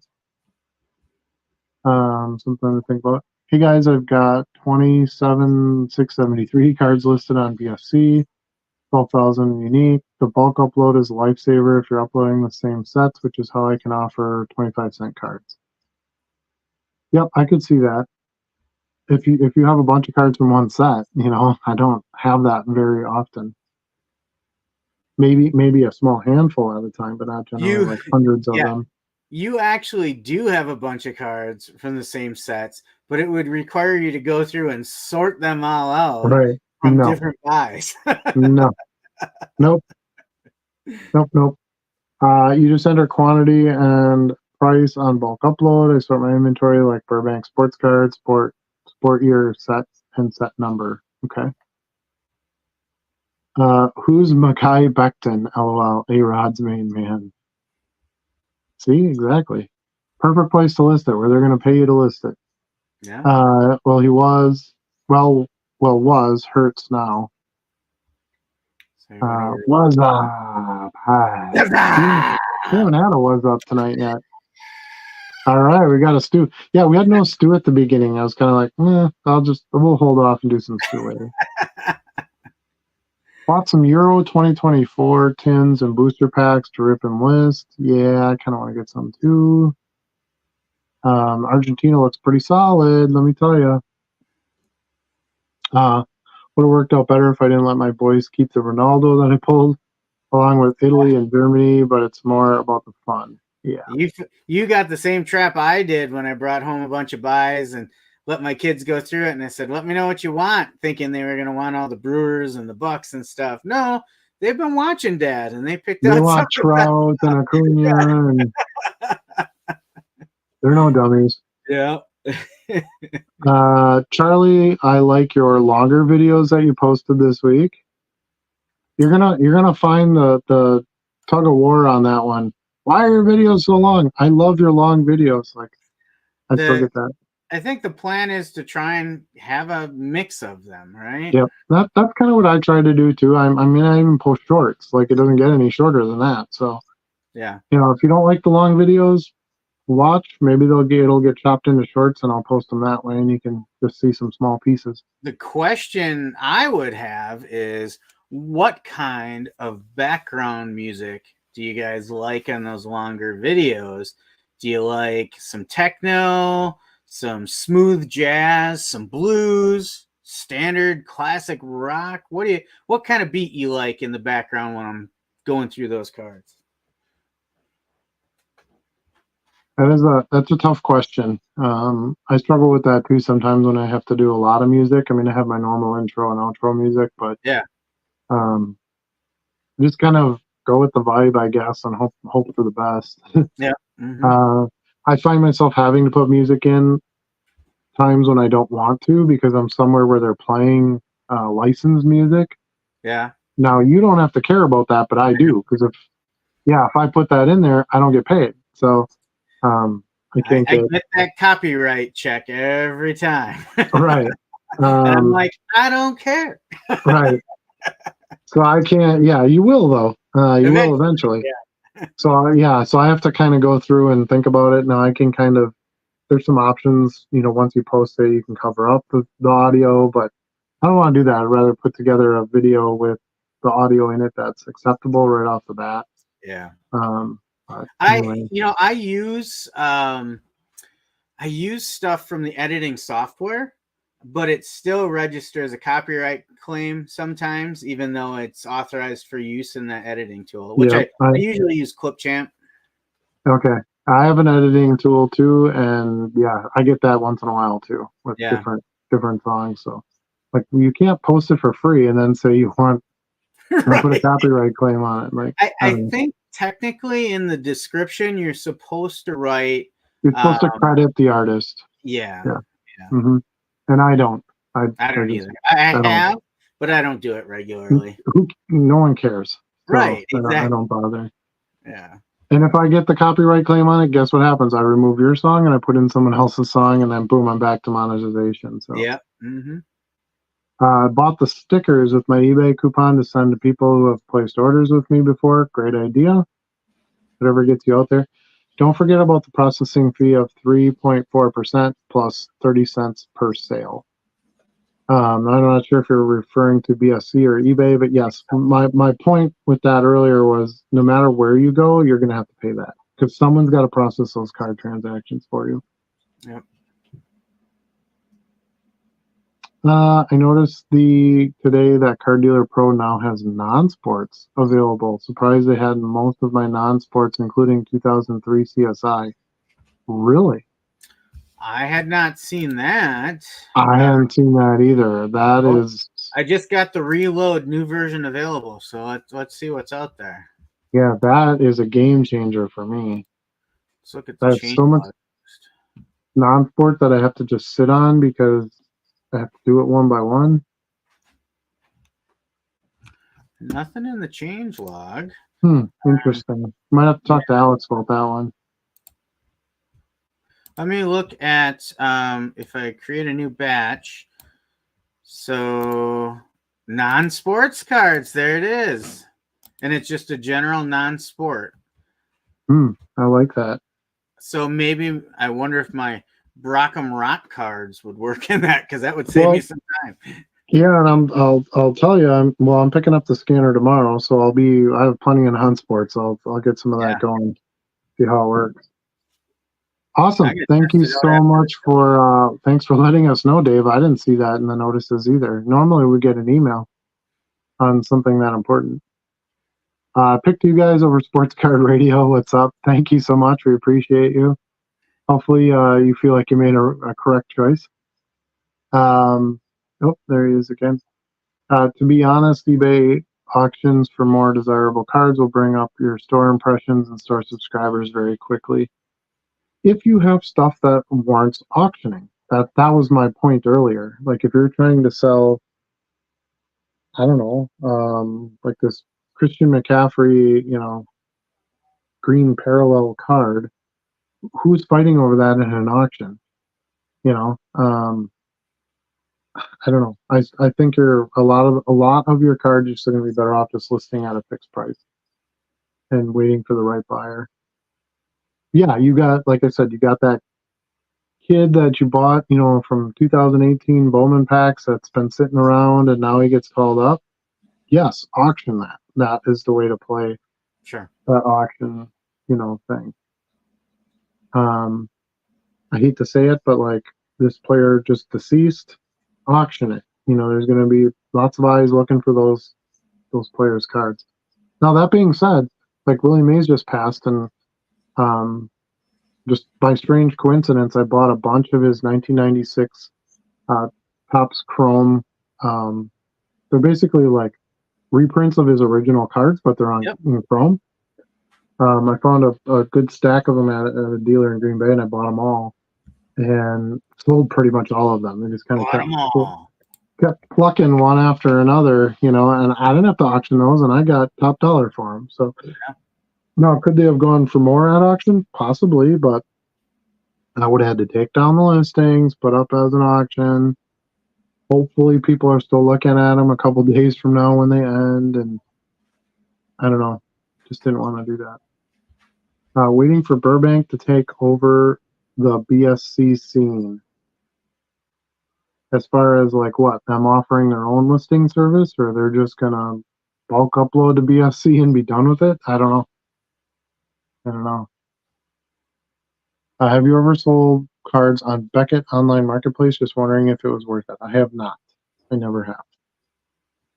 See, some of you are going to get mad at this. Maybe I shouldn't even say this, but to me, Beckett is just done. It doesn't offer anything. Like when I was a kid, it was Beckett. Like that was the authority on the price guide. And well, what's in the Beckett? Oh, well, it's this price in the tough stuff. Well, we don't use tough stuff. We use the Beckett because that was how you priced everything. Right.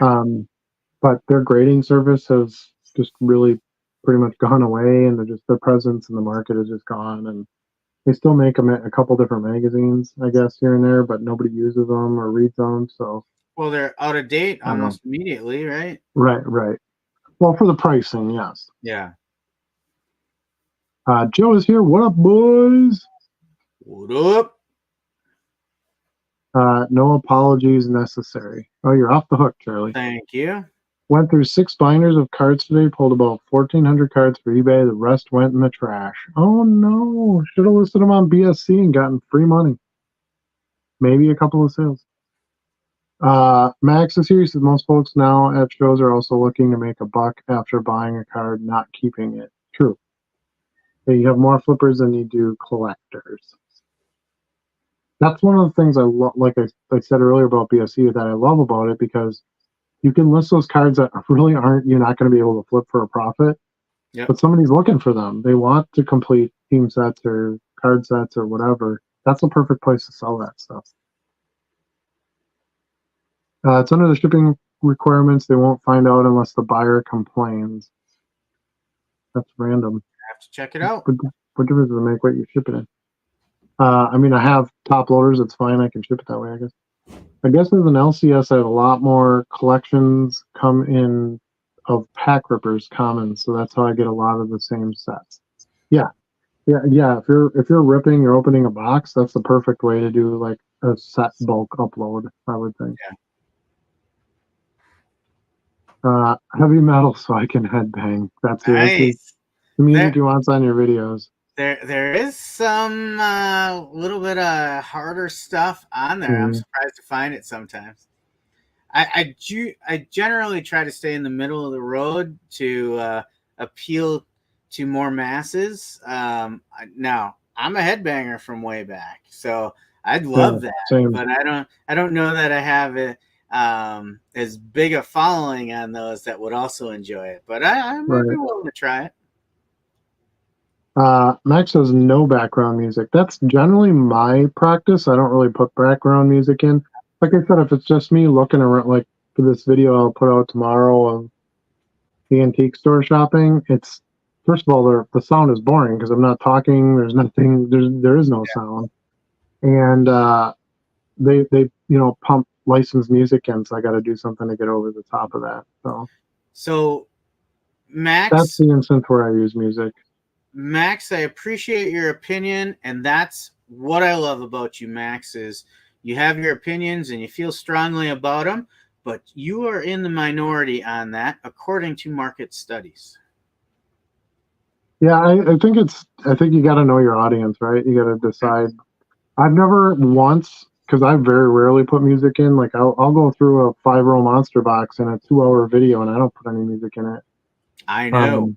And I've never I've never once had somebody tell me you should put some music or something in the back, or. So I haven't bothered. I think our audience is mainly men our age, and I don't think it's like if my daughter, when she watches like this run of TikTok video clips and stuff like that, they have to have music because you got to get those kids hooked, right? So, So studies have shown that the average video retention rate is significantly higher with music. However, there's a point where you can lose an audience if you're cranking it up too loud. Some people, I'm sure, don't realize they can adjust the volume levels of different audio content in their videos. I try to keep mine at about 20% volume while my main audio is at full volume. So it should be subtle in the background. Right. More or less you're hearing a bass beat or something most of the time. Yeah, again, I think those studies are on like just all videos, and I think there's all different kinds of content. So yeah, as long as you put it out the way your audience wants it, I think that's the biggest thing, right? Yeah. If we all want metal music, you better put some damn metal music in there. Average Dave says no music, just Stu screaming. There you go. You can handle it. It's tough to pay attention if someone's talking, long as the music is low. Yeah, what you said. I'll post a picture of my BSC inventory system in the Discord. It's amazing. Yeah, do it. I would love to see it. Studies of YouTube where 95% of people watching are kids. Yeah.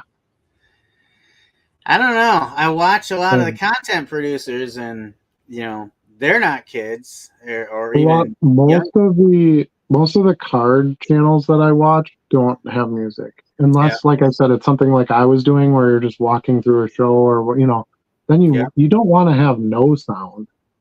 But if I'm going through a box and I'm talking about cards, the music isn't really, in my opinion, it's not really necessary. So because it's subliminal, situational. Well, just because there's sound going on, like you don't. Music it should be more like the filler. Your show videos are a little different, but when you're just going, your show videos are different because there's background noise, there's other things going on usually. Right. It's a little different when you're just going through a box for an hour. Right. Exactly. I'm fine with POV content music, but if you're talking or giving me info, cut the music. Yeah, and you'll notice that in my video tomorrow. That's exactly how I did it with this one. I have music playing while I'm just walking around and looking at stuff. And then I literally cut the music and I go to a voiceover and I say, oh, this booth had these packs, but they were too expensive, or I found these few cards, whatever. And then boom, the music comes back in. So I'm with you. I think I'm in the minority. According to eBay according to YouTube studies, I'm definitely in the minority. But I work all day long in my office all by myself, and I don't listen to music. I don't put anything on. Yeah. Maybe I'll have some YouTube in the background or something, but it's videos, people talking or whatever. A lot of times it's like scary ghost videos people shot and stuff like that kind of stuff, you know. But I would never be like, I know some people, like, as soon as they get in their office, they turn the radio on. Like, that's not, I don't do that. So yeah, it's your own preference. You can always turn the volume down if the music's too loud and you don't like it, Yeah. you know, whatever. You get around it that way. Not criticizing at all, though, Charlie. You have to pay attention to your analysis, do what you need to do, and yes, I will always stand by my opinions. Yeah, we For know sure. that. We know that. For sure. Yeah, we definitely admire that about you. That is one of your finest qualities for sure. Yeah, I think you just have to, very early on, before I started a YouTube channel, because I didn't know what the hell I was doing, or like, who's gonna watch this, or whatever. One of the things I learned was you have to decide who you want to be on YouTube, and then you have to stick with it, right? So your two options are to be this like fake over the top person who is nobody like you normally are, right?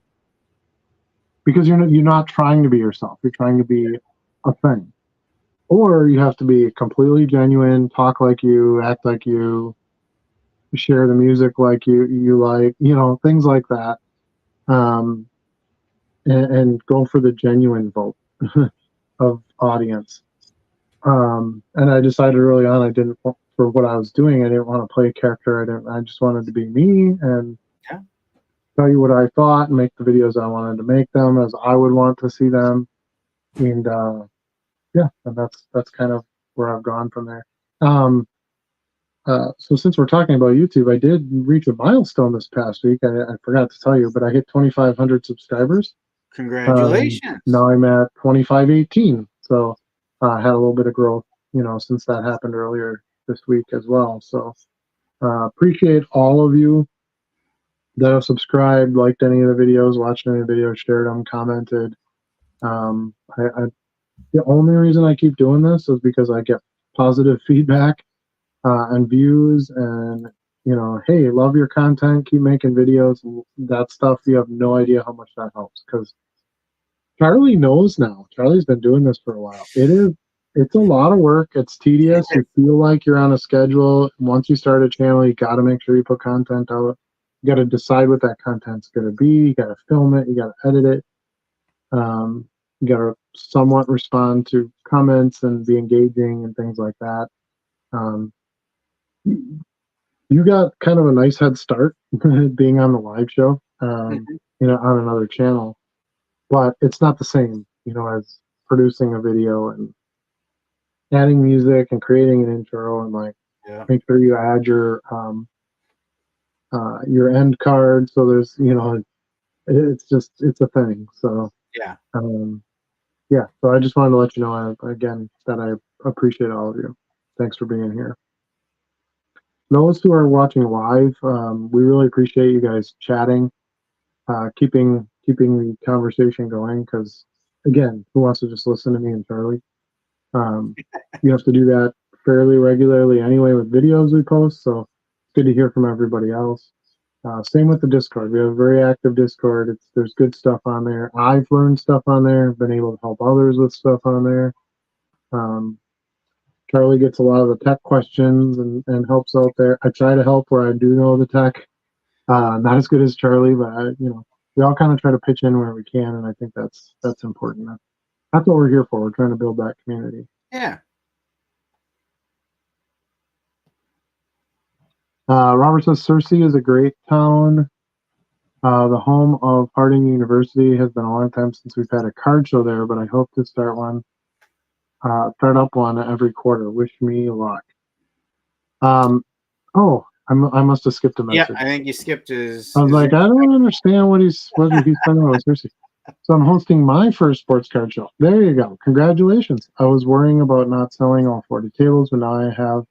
I'm worried about the buyers. Hope they will come. By the way, it is in Searcy, Arkansas, July 27th. So any of you out there, if you're going to be, I think I said that right, Searcy, Arkansas, on July 27th. That's during the Nationals, so we definitely will not be able to attend. We'll be in Cleveland. But yeah, anybody out that way, go to his awesome first card show. Here's what I learned long ago, Robert, in a great movie called Field of Dreams. If you source it, they will come. So honestly, no. Here's the thing. This is Charlie and my and our teams. I should say we have to give our team credit because the ladies are doing a lot too. I've done a lot of these types of events though. Okay, so this is my first card show, but I've done some pretty big events in other avenues. And really, everything comes down to two things. You have to provide value, so you have to make it worth people's time to be there. So don't run a 10 table show. It's not going to do anything. The dealers aren't going to want to be there, and the customers aren't going to want to come. So don't even bother renting like a small room in a VFW or whatever that only holds 10 tables. There's no point. The other is marketing and advertising and making it enticing to those dealers and buyers to want to be there.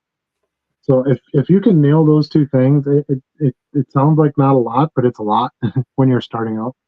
Yep. But you do those two things, and the people they just come. Think about yourself, right? What excites you about a card show? Like Charlie and I, when we look at doing a show, going to a show out of town, like 2 hours out of town, right? We look at how big is the show. If it's not a new show, you talk to others and say, "Hey, have you ever been to this show? Oh yeah, it was a great show. Are they going to have good, blah, blah, blah." Do they have non-sport? Well, that's how I play, but yeah, and you just kind of it's going to kind of build a lot by word of mouth and experience and things like that. So just for that first one, make sure it's going to be big enough that it's going to be worth anybody's time to be there, and make sure that you advertise it, get it out there, print flyers, bring it to your local card shops, take it to other shows.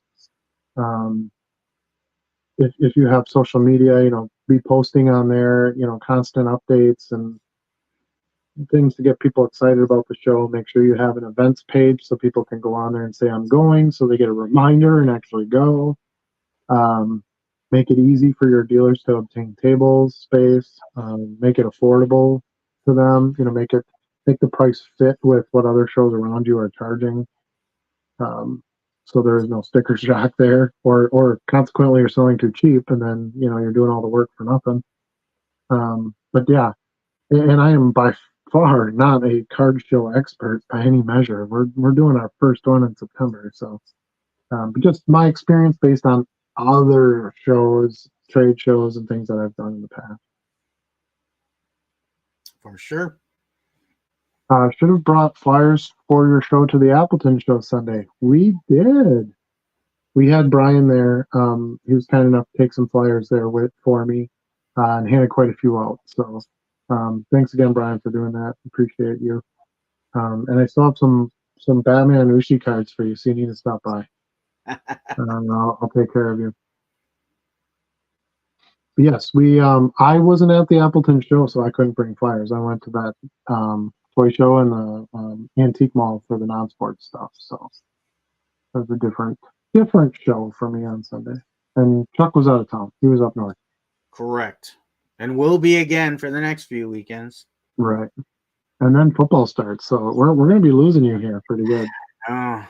How are you going to do all this? You're going to have to quit your job or something. That's when I stopped sleeping for 4 months. Or quit your eBay. You're going to have to sell me all your inventory. I'll give you 4 cents a card.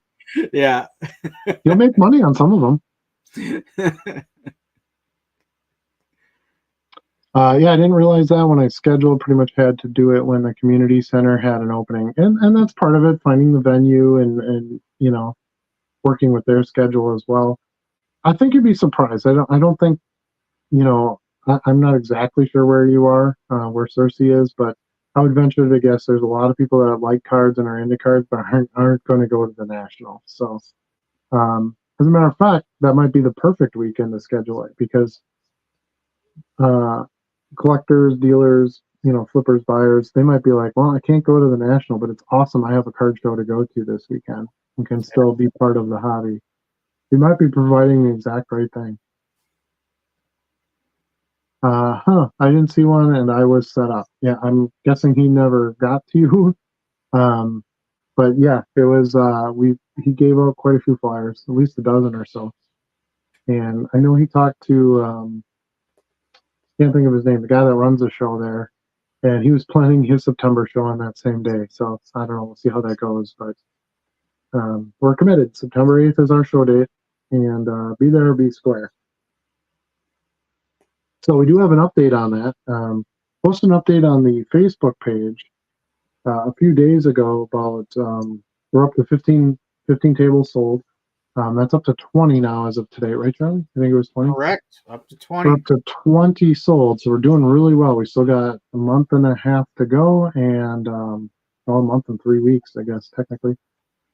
And we're down to 78 tables left. No, 58 tables left. No, 68 That's tables left.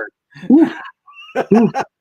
68 tables left, or so. So we do have a little bit of flexibility there. We can bring some tables and add to it. So we can definitely make it, some additional space if we need to do that. But we're really focused on, getting those 88 tables filled, having some, plenty of space for the dealers and for all the shoppers and all that. That's the most important thing right now. We do have a logo we're just about finalized on, so we're excited to be sharing that fairly soon. That's going to be an evolving logo. We're going to try to kind of update a little bit as different shows happen and different themes are going on, and just have a lot of fun with it. We want to have a fun show. We have quite a few other ideas we're kicking around on what we want to add to the show. We're just really nailing down the base right now. We've got some payments coming in, and we've got we're keeping track of stuff and contacting dealers and getting that part of it set, and then we can start to work on the building out the show from there. So hopefully we'll see a lot of you there. It's September 8th at the historic Riverside Ballroom in Green Bay. It's on Main Street, super easy to get to, easy to get in, get out, plenty of parking. There's a McDonald's across the street if you want a nice cheap lunch. There will be food there and a full bar, plenty of bathrooms, right off the main floor. So it's all one big floor. So it's not a bunch of rooms you got to go into. And it's going to be a great space, nice and big and wide open. But yeah, so that's where we're at with the GOAT show. Anything you want to add, Charlie? It's certainly I'm going to share the flyer there. It's certainly a lot of work to put this on. As Adam said, he hasn't hosted a show himself before. Clearly I have not, being I just finished my first year in this environment. So it's interesting to see what all goes into hosting a show and what has to be set up and how you do that. So as Adam said, we are looking to create a really, family friendly, interactive type of card show. We want to focus on the basics first and make sure we get that right. But then we want to start incorporating, some additional things and really have it be, if at all possible, a little different than your typical card show you're going to, right? Like we want to have some other entertainment going on, some engaging activities going on at the same time, so that it's truly an event, not just another card show, right? Yes, that's definitely the goal. But yeah, as Charlie said, when you go to and do the first of anything, you got to be careful to not be too big. You got to be successful. You got to get that ground floor, and have something to build on, and that makes it more fun. It makes it more enticing to continue to come to more shows. When there's some new things to look forward to as well. So keep tuned to the channel and the Facebook page and all that, and we'll keep adding some things in there as things come to fruition. For sure. Let's see. Max says, Appleton is planned same day. I guess so. Unless he's going to change the date. I don't know. He's got plenty of time to change it yet, I would think. Bill says he's heading to Milwaukee this weekend for his bachelor party to see my Cubs continue their horrid season. Yeah, they haven't been too good lately. But that happens. The Cubs are kind of like that. So hopefully they'll right the ship a little bit and get back on track. I think they had won like 2 or 3 games in a row this past week. Fan. I don't know. I mean, we're kind of used to. Did we lose Adam, or am I froze up? You were froze there for a minute. See, you were gone for me. Oh yeah, you were just not moving for me, so I don't know. But weird. Yeah, it's the Cubs experience is really interesting because and we won a World Series not too long ago, which was refreshing. But there's always next year. There's always next year. There's always next year. That's kind of the phrase, right? And Brewer fans know. So yeah, it's okay to win the World Series one year, and then like a couple of years later, you're in the bottom of the division. It's not that weird. It doesn't feel weird. From what I've learned, as long as you win a World Series every 100 years, you can talk big. Or win one at all. That could be a thing too. Yeah, it's not like it's weird living here, because like if the Packers finish last in the division, oh my God, the world's on fire. Because that is true. 2 Hall of Fame quarterbacks back to back. We're in the playoffs every single year, competing for didn't win a ton of Super Bowls, but competing for potentially that possibility every year. It's pretty easy to get disappointed after that. So, and it looks like we might have another good quarterback following up. So we'll see what happens. Thank you guys. You're welcome, Robert. And like I said, good luck. Put all your best effort into it and get it out there. Talk to people. Talk to dealers at other shows. Talk to card shops. Friends, whoever you can get involved with it. Take on a sponsor. Take on a promotional company if that can help you. Take on a partner if it's too much to run on your own. Do what you got to do to make it successful, because the first one really drives a lot, right? So if the first one fails, it's going to be pretty tough to do another one. Because the dealers that did sign up, the customers that did go, if it's not successful, you're going to have to try to get them back plus more, and there'd be a bad word of mouth besides. So, put your best efforts in right now. Get that first one under your belt. You try to keep it as simple as possible and just get it in. Let the dealers make some good sales. Have make sure it's easy for the customers to get in and out, and that's the best you can do.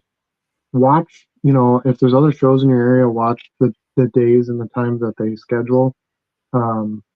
Because if there's a long running show that's been successful, it's going to be tough for you to open a new show and compete with it. So that's the one catch. Like, we have a pretty good number of shows in our area, so it's kind of hard to pick dates to some degree. It is, yeah. When other shows might pop up too. So I wish I could go to your show, but I'm getting married September 7th. Well, come on down. How often do you get to go to an inaugural card show? So here's the deal, okay? So my wife is an ordained minister. Like, she can marry people. My wife is too. That's right. I think I knew that.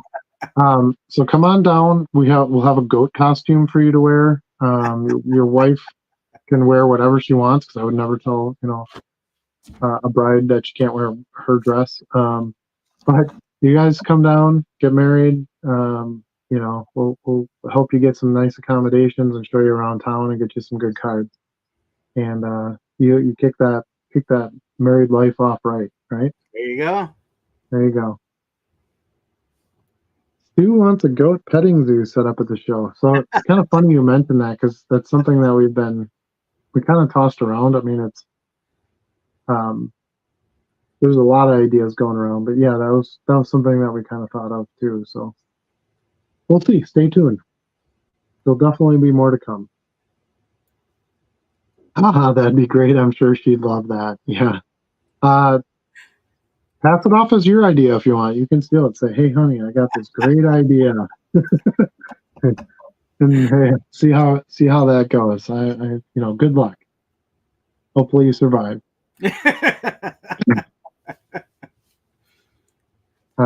But Anywhere yeah, you go and do it, I guarantee you it will be a special day. That's right. That's right. I still remember my wedding, and it was a long time ago now. It was 23 years ago, 24 years ago. Yeah.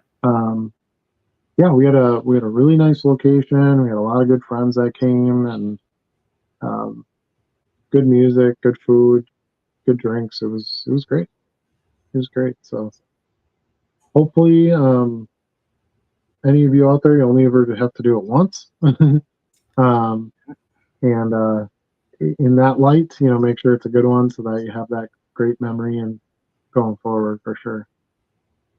And that was, man, when I got married, it was back in the day when like you had to have a photographer, right? I mean, I think maybe people still hire photographers, but now it's like I look at weddings from people and it's like there's like shots from every angle because everyone's got a phone, with a camera. And it's like, remember the thing for a while was you'd go and put disposable cameras on all the tables.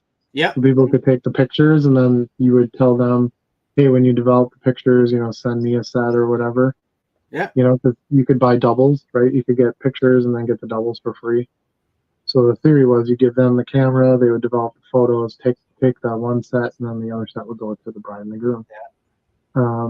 You told somebody that now as an idea, they'd be like, well, why would you do that? What do you need a camera for? So yeah, it's interesting how fast that stuff changes. One of our former neighbors, at their wedding, they had a photo booth with props and everything, and my two boys took over that photo booth all night. We have so many pictures from that night of our boys. Well, it's good. I mean, it's good that somebody was enjoying it, right? Yeah, so, yeah, for sure. When you look at stuff like that, like I think now, I don't think photography even enters the realm of things to do at a wedding. I think it's more like the creative food stuff, right? Like you have the chocolate fountains and you have I think that's kind of more the kitschy or the attraction piece of a wedding. I haven't been to one in a while. I'm old, so people around me don't get married anymore. Both been married for over 18 years in my case and 20 some in your case. So Bill probably knows more about what do you think about for weddings these days than I do. Yeah, absolutely. At least how they're run nowadays, for sure. Yeah, I was thinking about the disposable camera thing the other day, and it made me chuckle. I'm like, how I took my 9-year-old now, and I told her that she'd be like, "Why would you do that? What is the point of that? Right. How would you have a camera you can throw away? What are you doing?" Right. Exactly. Yeah. So I got her one of those like mini Polaroid cameras a couple of years ago. Where you take the picture, it comes right out. Excuse me. And she was just amazed by that. She's like, "You mean I can like take it and give it to somebody? Like they have like just a physical copy of photography is just mind baffling." What's old is new again. Kids. Right. It's like as soon as you sit down, you can watch what you want. I mean, it wasn't always that way. Yeah. You had to. I remember even when Brie and I were like first married, it was like we watched the show Lost. Remember Lost? Heck yeah. That was like our thing, and it was like, okay, we can do this night, but we got to be back by 8 because Lost is on. So yeah, it's interesting that how much that opens your schedule up now. You can kind of do whatever you want. DVR things and stream things, yeah. Yep. We did have DVR for a while. It was pretty handy. We would record stuff, but then like you'd accidentally erase things, and you'd think you'd have time to watch stuff, but you end up with like 6 hours of a show on there that you haven't watched yet, and now your DVR is full, and the next week's episode's coming up. Well, you can't watch that episode because you got 6 other ones to watch. And first world problems, I guess. I actually started rewatching the first season of Lost the last couple of months, and I'm like, Does it hold why is up? there a polar bear on this tropical island? Yeah, I think the polar bear was like in the first or second episode, if I remember Yeah. correctly. Yeah. Yeah, because A it was smoke monster? What's the smoke monster? yeah, the smoke monster. Because they crashed on that beach. And I can't remember if it was Hurley. I think it was who was like they were heading out and to the thick grasses or whatever. Yeah, you see this white polar bear. Yeah. Which is funny because I don't think they ever addressed that again in the show. They did in Walt's comic book. It was something from Walt's comic book. Oh, okay. Yeah. Okay. Mm-hmm. Okay. So that was one of his projections in Got it. wherever they were. I don't want to give it away for anybody. Right. Yeah, I guess you have to think about the ending for the beginning to make sense. Correct. Yeah. Mm-hmm. Yeah. So I remember when they I saw like an interview or whatever with I can't think of what the creator's name is now. Yeah, I can't think of the name either. Big famous, you know, epic series show type guy. He's done other stuff. Abrams. That's it. Yeah. And he said, yeah, whenever I do any of these shows, we always write the ending first because you can't put something in the show that doesn't fit with the ending. Even though a lot of people didn't like the ending, but yeah. And that whole triangle with Jack and Kate and Sawyer. Good TV, man. Good TV. Yep, that was good. 4, 8, 15, 16, 23, 42. Got to press the button, man. What happens if we don't? I don't know. Yeah, that crazy British guy. What was his name again? I think his name. Well, Locke was the one who started the belief in the button. No, the guy who was originally in the hatch that was pushing the button. Oh, yeah. That they found in there. Yeah. Desmond. Thank you. Yeah.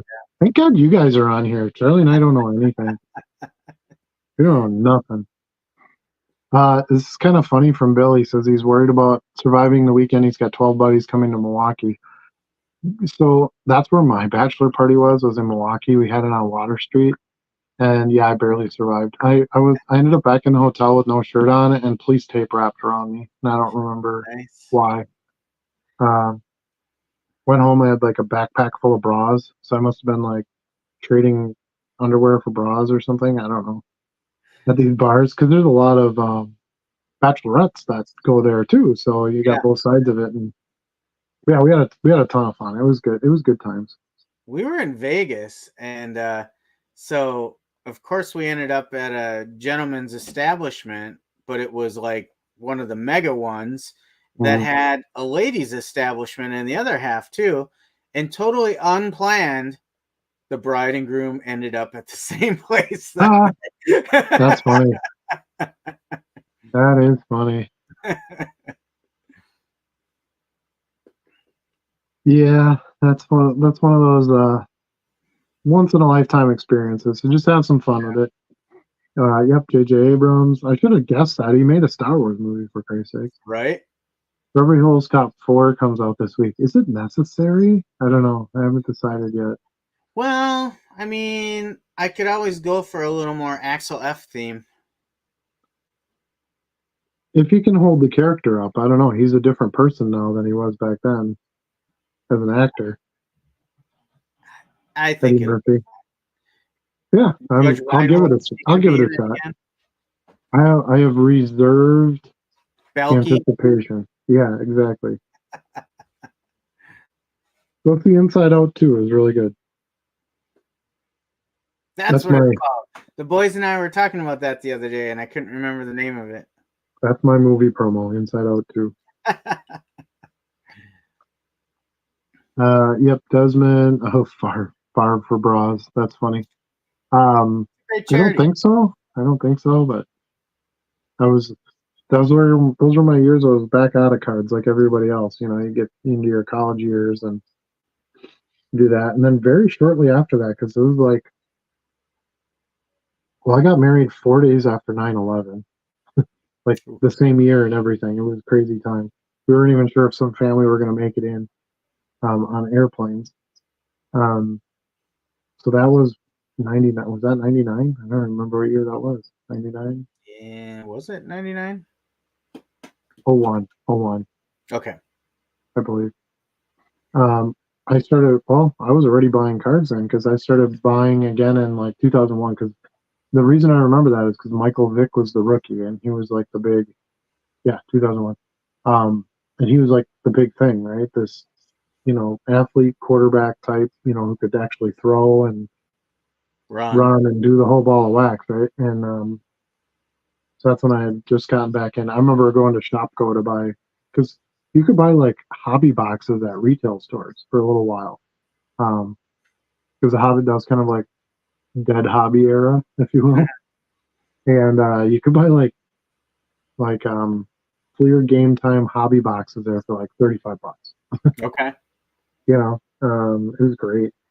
It was great. And I flipped some stuff at that time. If I hit a big enough card, I would just sell it online and stuff and keep buying. But I was buying wax and just buying wax and just buying wax. It was cheap. When you're only paying $35 for a box, it's not that big a deal. But um, yeah, Shopko was our spot. There were like 2 or 3 stores. So funny story about that. Remember the one on Military? One that used I to do. that's like The original now it's one? like H.J. Martin or whatever. Yeah. So we used to go to that one because they had their cards were in a toy aisle, which sounds crazy now. It was just like but they had like weird random stuff. It was 2001, but they'd have a box of like 1998 football there, Okay. which none of the other stores had. So they must have just sort of got like, this didn't sell. Okay, this Shopko store tried to sell it. Yeah. But I was buying boxes of 96, 97 UD3 basketball there, which is Kobe's rookie. Yeah.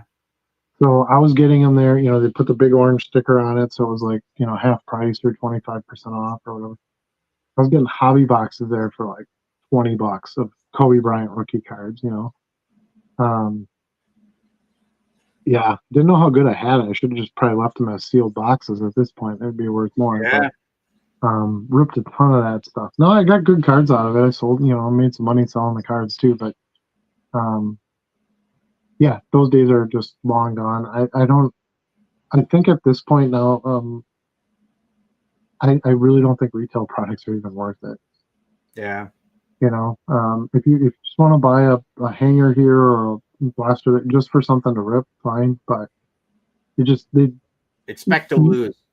yeah, because even up to a couple of years ago, it would at least be like, okay, you get a mem card in the box, or you get a one autograph card in the box, or something like that, a numbered card, 2 numbered cards.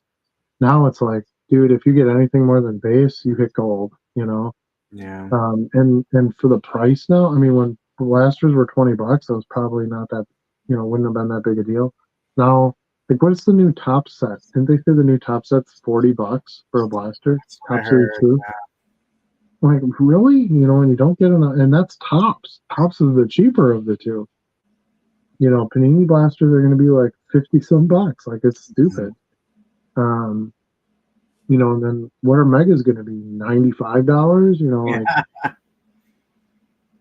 I don't know. And they give you less in the product. So I don't know. I think retail is just kind of, unless the hobby settles down some or there's less demand, whatever, or Fanatics comes in and wants to change the business model a bit, I don't think you're going to get good deals on retail to rip. Not any kind of quantity to try to turn, for a profit. Right. For sure. So, but that being said, like, I'll still go to stores and all the boxes are gone. I'm like, what? Who's buying all this? Yeah, recently it's been picked through pretty clean. Yeah, I went to Meyer like a week ago, and they had like prestige packs and like some decent newer release type stuff, some Prism basketball, and I had to stop there tonight for something, and I went back there and I was like, man, everything was gone. Even the clearance stuff was like gone. Yeah. And I was like, what is going on? So yeah, I guess those sales have picked up. I don't know. But not by me. I'll buy a couple of. I really like Zenith. It's one of my favorite products. I don't see a lot of them of the cards in like quarter and 50 cent boxes. Yeah. Um, so I'll buy a pack of that, fat pack of that for $10 or something like that, once in a while. Because I'm not really looking for the hits. If I got a hit, it'd be great. Right. I bought that I bought that pack of Prism baseball for half price, $7, and I pulled that Lewis Gill rookie auto. Um, so yeah, you can still strike some gold here or there, but it's just so few and far between.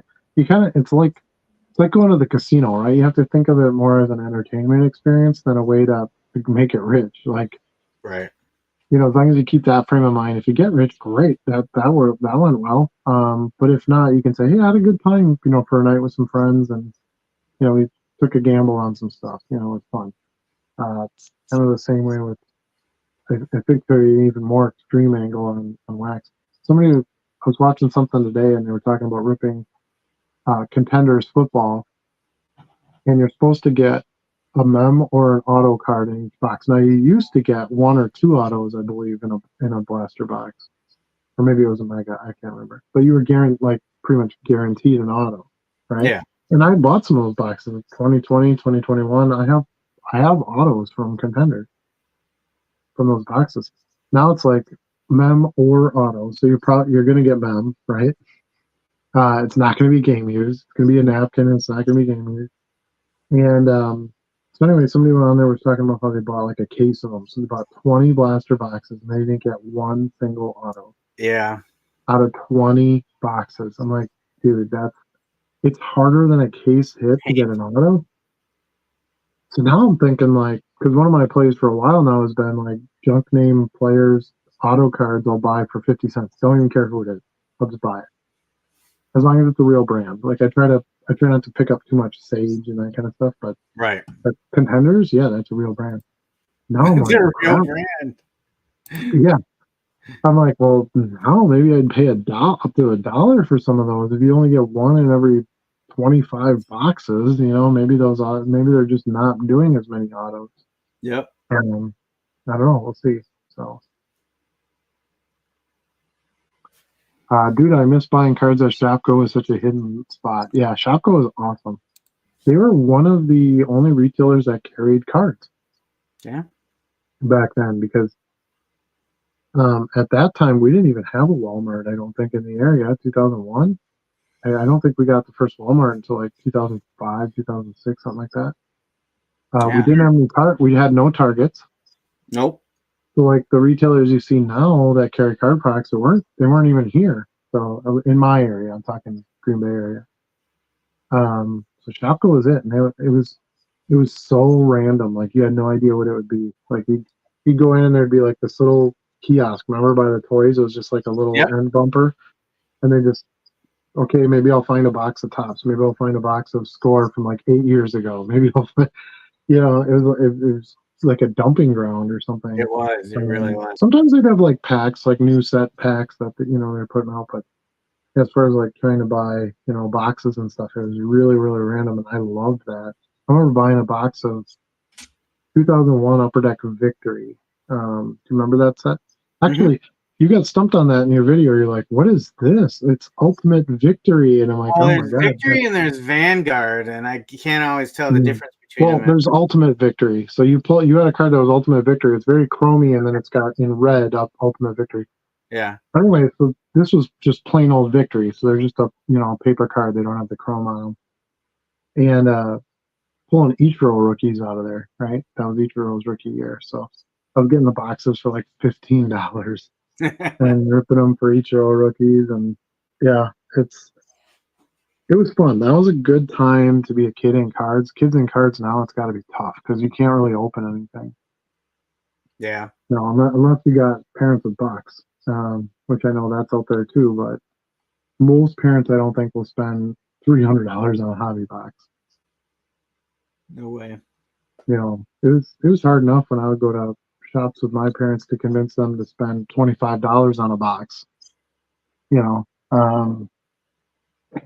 But times have changed for sure that way. Yeah. Now there's a positive side to that though, because if blaster boxes and hobby boxes, if they're all going up again, guess what else goes up? Singles. Yeah. So we should be able to, I've raised my floor. When I started doing this, my floor price was $1.29. Now there's other factors in that. Postage has gone up, well, the price of everything has gone up really. Um, Envelopes have gone up, tape has gone up, stick, whatever. But it was originally $1.29, and now I'm at $1.99. So it's like, almost 30, what is that, 40% increase, something like that I've had in the last 2 years. Wow, it's crazy. So, um, yeah, I think we might see a little bit more of that. Yeah, if Fanatics gets out there and does what they claim they're going to be able to do, I think prices are going to go insane. You think so? So, yeah, I'm not saying go out and spend your life savings on cards right now. Invest now. Be ready to go. It's not by no means that kind of statement. I don't see how it couldn't, right? Like if they're like, well, we want a 10x and we want to get like TV commercials out there and we want to get, in more conventions and we want to be at ballparks and we want to have shops in every ballpark and blah, blah, blah. Like I can't see how it wouldn't be bigger. Bigger generally means more money. I shouldn't say generally, it does, because the demand, as the demand grows, the prices grow. So now the way Fanatics is looking at it is it's more product for that or money for them because they make the products. But it's both tides raise all boats, right? So right, we're on the bottom side of those waves, but we're on the waves. So I would think that the inventory you're holding now, you should see some increase in just general value of cards overall. I'm not saying Jordan rookies are going up more. What no, nothing specific. I'm just saying just the general floor should increase. Within these next couple of years, once they start getting their licensed products out, start seeing more quality, better products. Better autographs. Things like that. I think that better experiences that Fnatic can offer you experiences with cards and different things you can pull. So yeah, I think it's going to be something. And they're starting their own pop culture show. Or I shouldn't say pop culture, their own sports culture show, maybe is a better way to put it. The week after the National, or 2 weeks after the National. Yeah, it's going to be going on. So they're already getting themselves out there like, hey, we're serious about this. We're getting this stuff out here now. Even if they're going to put some sets out that are going to be unlicensed because they don't have the license yet, but they have tops. So they're going to start putting a few, I call them test products, because I think that's kind of what they are. Mm-hmm. They're going to throw a few of those out there and see how they do, see what the reception is, and be ready to go once they have all those licenses, full licenses. Excuse me. So, yeah, I think there's a lot positive that's going to be happening, and that'll bring some negative. We'll have some bad actors, and we'll have but you can focus on that, or you can focus on the fun and the enjoyment of the hobby, and that's what I choose to do. There you go. So, Bargain Boxer says 30 days. He's looking forward to the National as well. So we're going to touch base a little bit on some national plans, but I don't know. I don't think we really have anything to add too much right now. No, it keeps getting closer. It's the excitement is mounting. I'm interested to see, first time for me. So it'll be interesting to not only see the event, but see you work the event too. Because for me, like, I don't need as much inventory as you yet. And I've got quite a bit of backlog of inventory. So I don't feel a lot of pressure to buy there, which is great, because then I can just buy if the deal is great, But I know you need to, you really want to source a lot of inventory from that to keep your store filled. There's stuff that I get at the National that I don't get anywhere else. So even Yeah. if I have other inventory, it's not going to be this inventory. Mm-hmm. And if you do it right, at least in prior experiences, you never know how a show is going to be until you get there, as you know. But if it kind of goes as it's gone before, I've gotten some really, really smoking deals too. So, Yep. um, quantity, you can get quantity, which you can't get at a lot of shows, and that matters when you're talking price. So, Right. for me, that's the biggest opportunity, and I'll take home another 4 or 5 monster boxes and set them off to the side and work them as I can. Um, it's it's funny because and it's even come up in this chat before when people are like, oh, aren't you going to the show this weekend? Don't you go to that? And no, I don't go to all the shows. I don't have to, because when you pick up stuff like that and you have inventory, you don't have to see then the pressure comes off me that way, and I don't have to be like, crap, it's Saturday, I got to go to this. I had other stuff to do, but I got to go to this show because I only have 25 cards left on this. Right. You know, I don't want to be under that gun. I'd rather go to a really big show where I can pick up tons of bulk for a good price, on stuff I can't or I don't normally get where I'm at. I can actually buy FARF cards there. When's the last time you flipped through a quarter box and saw a FARF card in it? Yeah. Not very many. If you do, they're like super low end base stuff, right? But there's opportunity there to get some of that stuff because it's not in Green Bay. So, just from that aspect, it's really nice. Yeah, for sure. So, but it's work. I'm, Ethan can attest to this, who's also traveling with us. I'm there from the time that show opens to the time the show ends, and I'm just digging and take some breaks and have some lunch and do that. But yeah, it's a lot of grind. It's card show times 100. That's the kind of expectation I have. But there's more than just standard card show events there, right? You have the autograph pavilions, you have all these breakers going on.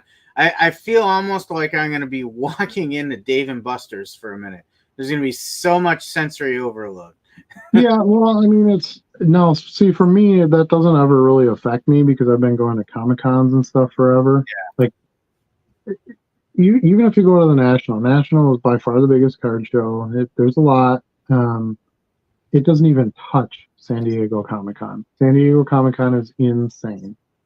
And I've been to both, so I'm speaking from true firsthand experience. So to me, to walk into the card show doesn't really throw me off at all. I've been to several Star Wars celebrations, which is the major Star Wars party where 100,000 people attend. I've even thrown some events at some of those cons. So yeah, it doesn't really catch me that way, but there's other stuff to do. Yeah, there's memorabilia dealers. There's some really cool auction houses and consignment places that just have really sweet pieces set up, like an autographed Babe Ruth bat they'll let you touch, Right. which is insane. There'll be a high level graded card on display, to promote some auction. So it'll be like a Hannes Wagner on display, and you got to check that out. And there's other like startup card companies that'll be there that want to give you free packs or have you roll the dice to get a prize, and it's you can make that experience whatever you want. And I think depending on what you go for, it's going to be different, for different people. So, but I fit some of that stuff in it too. We went to. That's where the VIP bag I think is so key, because there's so many cool things in the VIP bag. It sort of helps you direct where you need to go.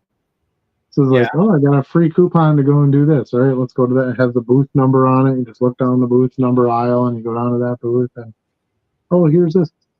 So, Wednesday is literally just pick up cards night for me, because that's preview nights, first crack at the boxes. I don't do anything, and a lot of that stuff isn't even open yet. Yeah, I don't do anything. I don't do anything but buy a ton of cards. Thursday is kind of a good day to get the lay of the land, right? So that's your day to sort of walk around and see where everybody is. Oh, the Panini booth is over here. Oh, the David Adams is over there. You got to buy the card boxes from there to get the silver pack from Panini. So then you go over there. This is where the grading stuff is. You just try to understand where everything is. So if you want to get to something, you know where to go. And then and you want to do that on like Thursday or Friday, not Saturday. Saturday's the busiest day of the show, so that's not the day to browse around. Saturday would be a day to try to get something accomplished, if anything, that you already had pre-planned. But yeah, then Friday is kind of the same as Thursday. You already have the lay of the land, so maybe now you start kind of going around and doing some of those things.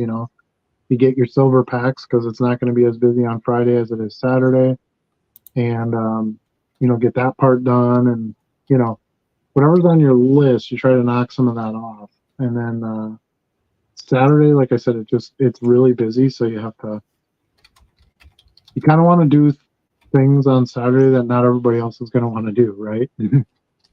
So Saturday's probably another good day to get back to the boxes because you're not going to have as many people doing that. I went around and I went around to a lot of the non-sport dealers on Saturday because no one at the National cared. They're all there for sports cards. So I found, some I could see non-sport. that as an opportunity. Yeah, so that's kind of what I did on Saturday this past year.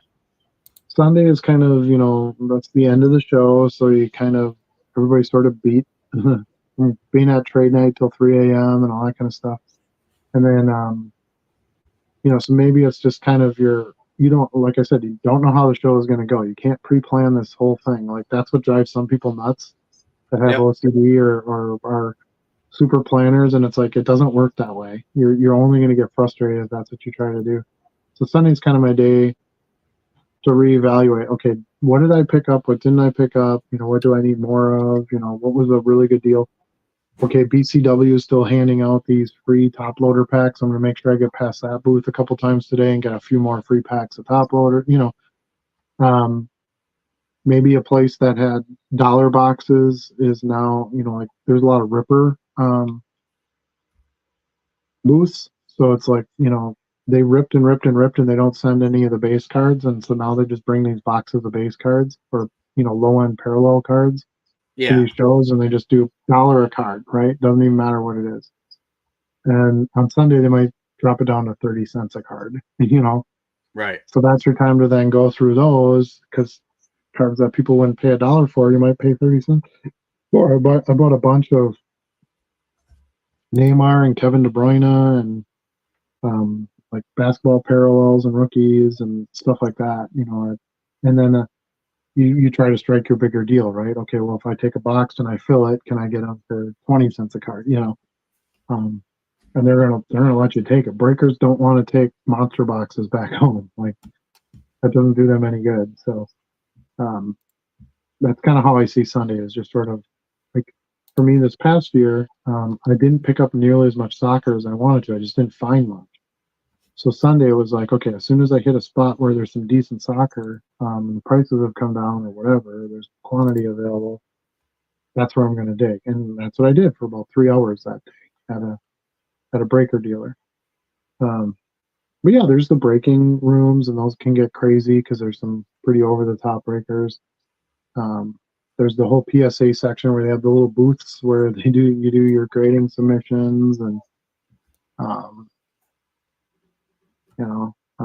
but yeah, there's lots to see. If you can think of some piece of sports memorabilia, you can probably find it there. It's I mean, it is the preeminent event in the country, right? So like is everything else going to be disappointing after this? If you're expecting it all to be the national after the national, yes, you'll be very disappointed. Yeah. I know some people that are like, last year I was talking to some people and they were like, well, I wish they would kind of do the national more than once a year. And then a lot of other people were like, no, don't do that to me. Cause it's just so much, it's 5 day show, dude, you know, and you're there I feel for like eight, this 10 is hours a going to day. be And me at the show. yeah, it's, okay. I think to some of it, to some degree, it's just what you make of it, right? If you go in and you want to do it all, think of it like a major theme park, right? Like Disney World, right? Yeah. You don't go, okay, well, I'm going to go to Disney World and I'm going to go on every single roller coaster ride. I'm not going to have any waits. I'm going to be able to get the lunch I want. It's not going to be, hot in there. I'm going to be comfortable, like you have to, realize there's all these other factors that come into it, and they change your euphoria experience you think you're going to have with it. And Right. you have to adjust to that. And then pick and choose. Like, I don't know. I spent probably more time at the wild card booth than most people did, but I love that booth. Had a great setup. They had great stuff they were giving away. Um, I know the CEO, so it was fun to chat with him for a little while. He gave me a T-shirt, and um, they had great products. They had a good show special where you bought, like, it was 2 boxes, but one box was normally 85, and the other box was like 110 or something. And you got both of them for $150. You know, so they had really good prices on some stuff, and Sure. so I bought that deal. And um, if you don't like Topps products, don't go to the Topps booth. Like, there's nothing there for you. You know, if you love it and you want to get some of their special packs they give away only at the show for buying boxes, well then you better plan a half a day, because you're gonna have to go buy the boxes. That line wraps all the way around that booth twice. You have to stand in that line, work your way up, get your couple of packs, and then move on to the next thing. But you don't have 3 hours. You're not getting through there. Mm-hmm. So, like, I like the Golden Auction booth. I was just watching the Golden show. Have you watched that at all on I Netflix? haven't watched the new episode because I think is there a new one of that, or is it like the There's a King new of? season. There's a new Okay. season. Yeah. Yeah. Um, but I love going to look at, like, one of one LeBron rookie cards. Like, dude, that's not something you're going to see at a Green Bay card show. Right. Right. Um, Now my experience gets complicated even more because I film. So now you got to try to get around to other things, and there's an extra pressure with that. You got to put together the videos. We're gonna try to do a live on that Wednesday night. Like, it's a lot. It's a lot. Um, as a full-time card guy, you have to get a lot out of this experience. Um, and I will. Like, this will be my 4th year in a row going to the national, and my 8th, I think, overall, 7th or 8th. Don't hold me to that, because I'm just counting loosely in my head. But it's been years. I mean, the first one I went to was when I was a freshman in college, so it's a long time ago, 20 some years ago. And I've been kind of sporadically going to them ever since. Same thing with I went to the All Star Fan Fest one year down in Milwaukee, and that's basically like a card show, but it's on All Star weekend. Right. So a lot of the companies have all-star themed products and giveaways and stuff like that. And so I would kind of consider that a national, I guess. So it's a, elevated level trading card show. Um, but I think if you go in with a decent plan and you organize your days into what makes sense, you'll be fine. Are you going to see every single card at every single table? No. If Right. that's your goal, you already failed. It's impossible. So wear comfortable shoes. Um, I'm gonna bring hydration packets. Those saved our ass last year. So you put one of those little pouches of powder in your water bottle each morning, and you're good to go for the whole day for Rules. hydration. Bring a backpack that fits well. Um, Lots of cash. Like, as long as you kind of have yourself set to go, you should be able to get through quite a bit of it. And this show's smaller than the Chicago show by like 30,000 square feet or something, like a significant amount. Okay.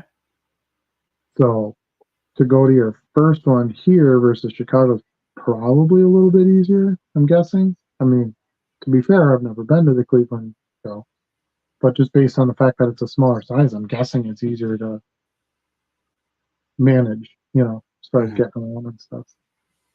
That Chicago show it's insane. That place is ginormous. It's the biggest convention center in the United States. Oh wait, no, that's McCormick. I'm thinking of the McCormick. Well, anyway, it's huge. It's big. It's big. There's a reason they do it there every other year. Yeah. Because it bangs it out when it hosts. It's a great place. So really looking forward to Cleveland. I hope it's a great experience. It'd be fun to go to one at a different. I've only ever gone to the National at Chicago. So okay.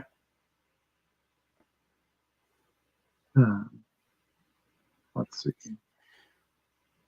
Well, we're over 2.5 hours in now. Yeah, we got a few final comments. We'll just get through these quick and then we'll hang it up. It's overwhelming even after going for 6-7 times. Anything and everything you would want, card and memorabilia wise, is there. You ain't wrong. Just hope they have the auto crap away from the card floor per usual. Oh, yeah. I kind of agree with you on that one. I'm not an autograph guy, so I just want them to be out of the way. That's the way I look at it. Like, okay, you want autographs? Put all those people over there so they don't get in my show floor. And I'm sure they will. They're not new at this. I'm sure they'll have an area where it'll be separate, especially because people have to wait in line. So you don't want lines, blocking stuff. Breaker Pavilion, not right in the middle. Yeah, I don't know where they're going to put it. They have, like I said, in Chicago, they have a huge area for the breaker area. And it does not compete at all with like the show floor. So the Cleveland floor plan is much larger than previous. Another room opened up, but yes, still smaller than Chicago. And maybe that's what they're going to do with the other room they opened up. Maybe that's where they would do the autographs, or that's where they would do the breaker, just to kind of keep it separate from like the actual booth, dealer show floor type stuff. But we'll find out. We'll find out. So more to come. How's the transportation situation? Yeah, I don't know. Not any further along yet, so I'm gonna have to look into that. So to let everybody know, we've been contemplating renting a car. It's about a 7.5 hour drive or so for us. So we're trying to see if that's more economical. Charlie and I do not have small, tiny vehicles. So we were thinking maybe if we rent something, we'd go a bit smaller, save some on the gas. Because essentially it's just the three of us, a couple of backpacks, and room for boxes. Some empty monster boxes. I bring boxes with me.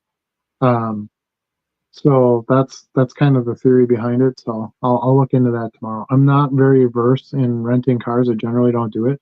Whenever I travel, I just Uber. Yeah. So I don't know. I don't really know how monetarily feasible it is when you're putting a bunch of miles on, going from one place to another. But if it's not, we do have the Renegade, the 4-cylinder Renegade, which would be economical for it. Oh, 4-cylinder would be great. Yeah. There's just not a whole lot of storage in the back, but we could stack up monster boxes back there. Just enough room for that. I think that's all we really need to do. I'm a pretty light packer. It's summer clothes, so I'll have a bag, with some clothes in it and stuff. But I generally just bring a travel bag, throw a bunch of shorts, some t-shirts in there. Yeah. Some essentials. I have a little bit of camera stuff I got to bring. Yeah. We'll have a scanner. That'll be something extra. But it's pretty simple from there. I usually bring like a case of water or something like that, but we could even pick that up when we get there. In this case, if we can swing it, though, I still think rent a van. That way, very casual. If you're not the driver, we're pretty relaxed on that trip. Plenty of room. Yeah, absolutely. Yeah, I'll look into that tomorrow and see what I can find out about that. But I just have a feeling it's going to be, because it's so far, it's going to be expensive. Mileage shouldn't matter. It's usually unlimited mileage. Oh, really? So I would anticipate around $100 a day. So it'll be $500 to rent the car. Yeah. If we got just a basic car, it's probably going to be around 60 or 70. But if we went like a van, I think it'd be $100. Yeah, I'm sure it's more. Yeah. So, okay. Well, yeah, that might still be a really good avenue. We'll see. Box truck or a U-Haul? Yeah, no, we don't quite need that. Most places charge per day. Yeah, that's what Charlie was saying. Yeah, And when I then, do my that's business travel all the time, I have to rent a car at the airports, and sure. it's always unlimited mileage by the day. And I always That's go where, national because I have the Emerald Club, and I can pick any vehicle in the row, and I can skip the counter. right. That's handy. So where would I go in Green Bay to do this? So like we have to go to the airport to pick it up, or is there like rental places around town? There's places around town as well. It is at the airport, but there's a number of lots around town as well. Okay. I just saw this on TV the other night. They were talking about air travel and companies that made America, and they were featuring Avis. And before Avis, if you were flying around the country and you needed a rental car, you had to find a way to get to a garage downtown. There was nothing at the airports. Oh, no, that's dumb. That's crazy. Yeah. Taxis. That's when taxis mattered. Yes. You go out in an airport and there'd be like 85 taxi cars out there. There isn't even a taxi that goes out of it. Well, a lot of them have exclusive deals at the airports now, so they don't allow Uber drivers. Huh? It's all Uber drivers now. Well, some of them, like when I went out to LAX, they have a deal with the local, with the taxi companies, and they don't allow Uber drivers on the property. Yeah, the big places. You have to go like down the block and then call an Uber, which a lot of people do. Yeah. They're not cheap though. I once had to, a flight got canceled going back to LAX when I lived out there, and I had to switch flights to something in Orange County. And it was like $150 for the taxi ride to go from Orange County Airport back to LAX to get our luggage and stuff. Yeah, I took a lot of Ubers, but Disney paid for it. I didn't have to, so I was there. They're working for Star Wars and Disney, so that's kind of nice. So I'm like, oh, LA, that's not a cheap place. No, it is not. Max wants to know where we're staying. I don't know if we wanted to shout that out on this video. I don't think so, but we'll let you know, Max. Yeah, it is one of the places on the central reservation system with the show. It was part of the reserves through the convention. We'll be in Green Bay for the weekend, experiencing some nightlife. Well, good for you. I mean, Green Bay does have some nightlife from what I hear. I don't know. I don't participate in that anymore because I'm old. So yeah, me too. But speaking of that, I'm ready for bed. I'm past my bedtime. We had a good long one tonight, so we appreciate everybody. Thanks so much for watching. Don't forget, every Wednesday, 8 o'clock Central Standard Time, myself, the Dollar Box, Charlie, and the Stew. He's still here. He's quieter these days, but he's still here. And just want to let everybody know, remind you, you cannot sell what you don't list. Peace out. Take care of each other.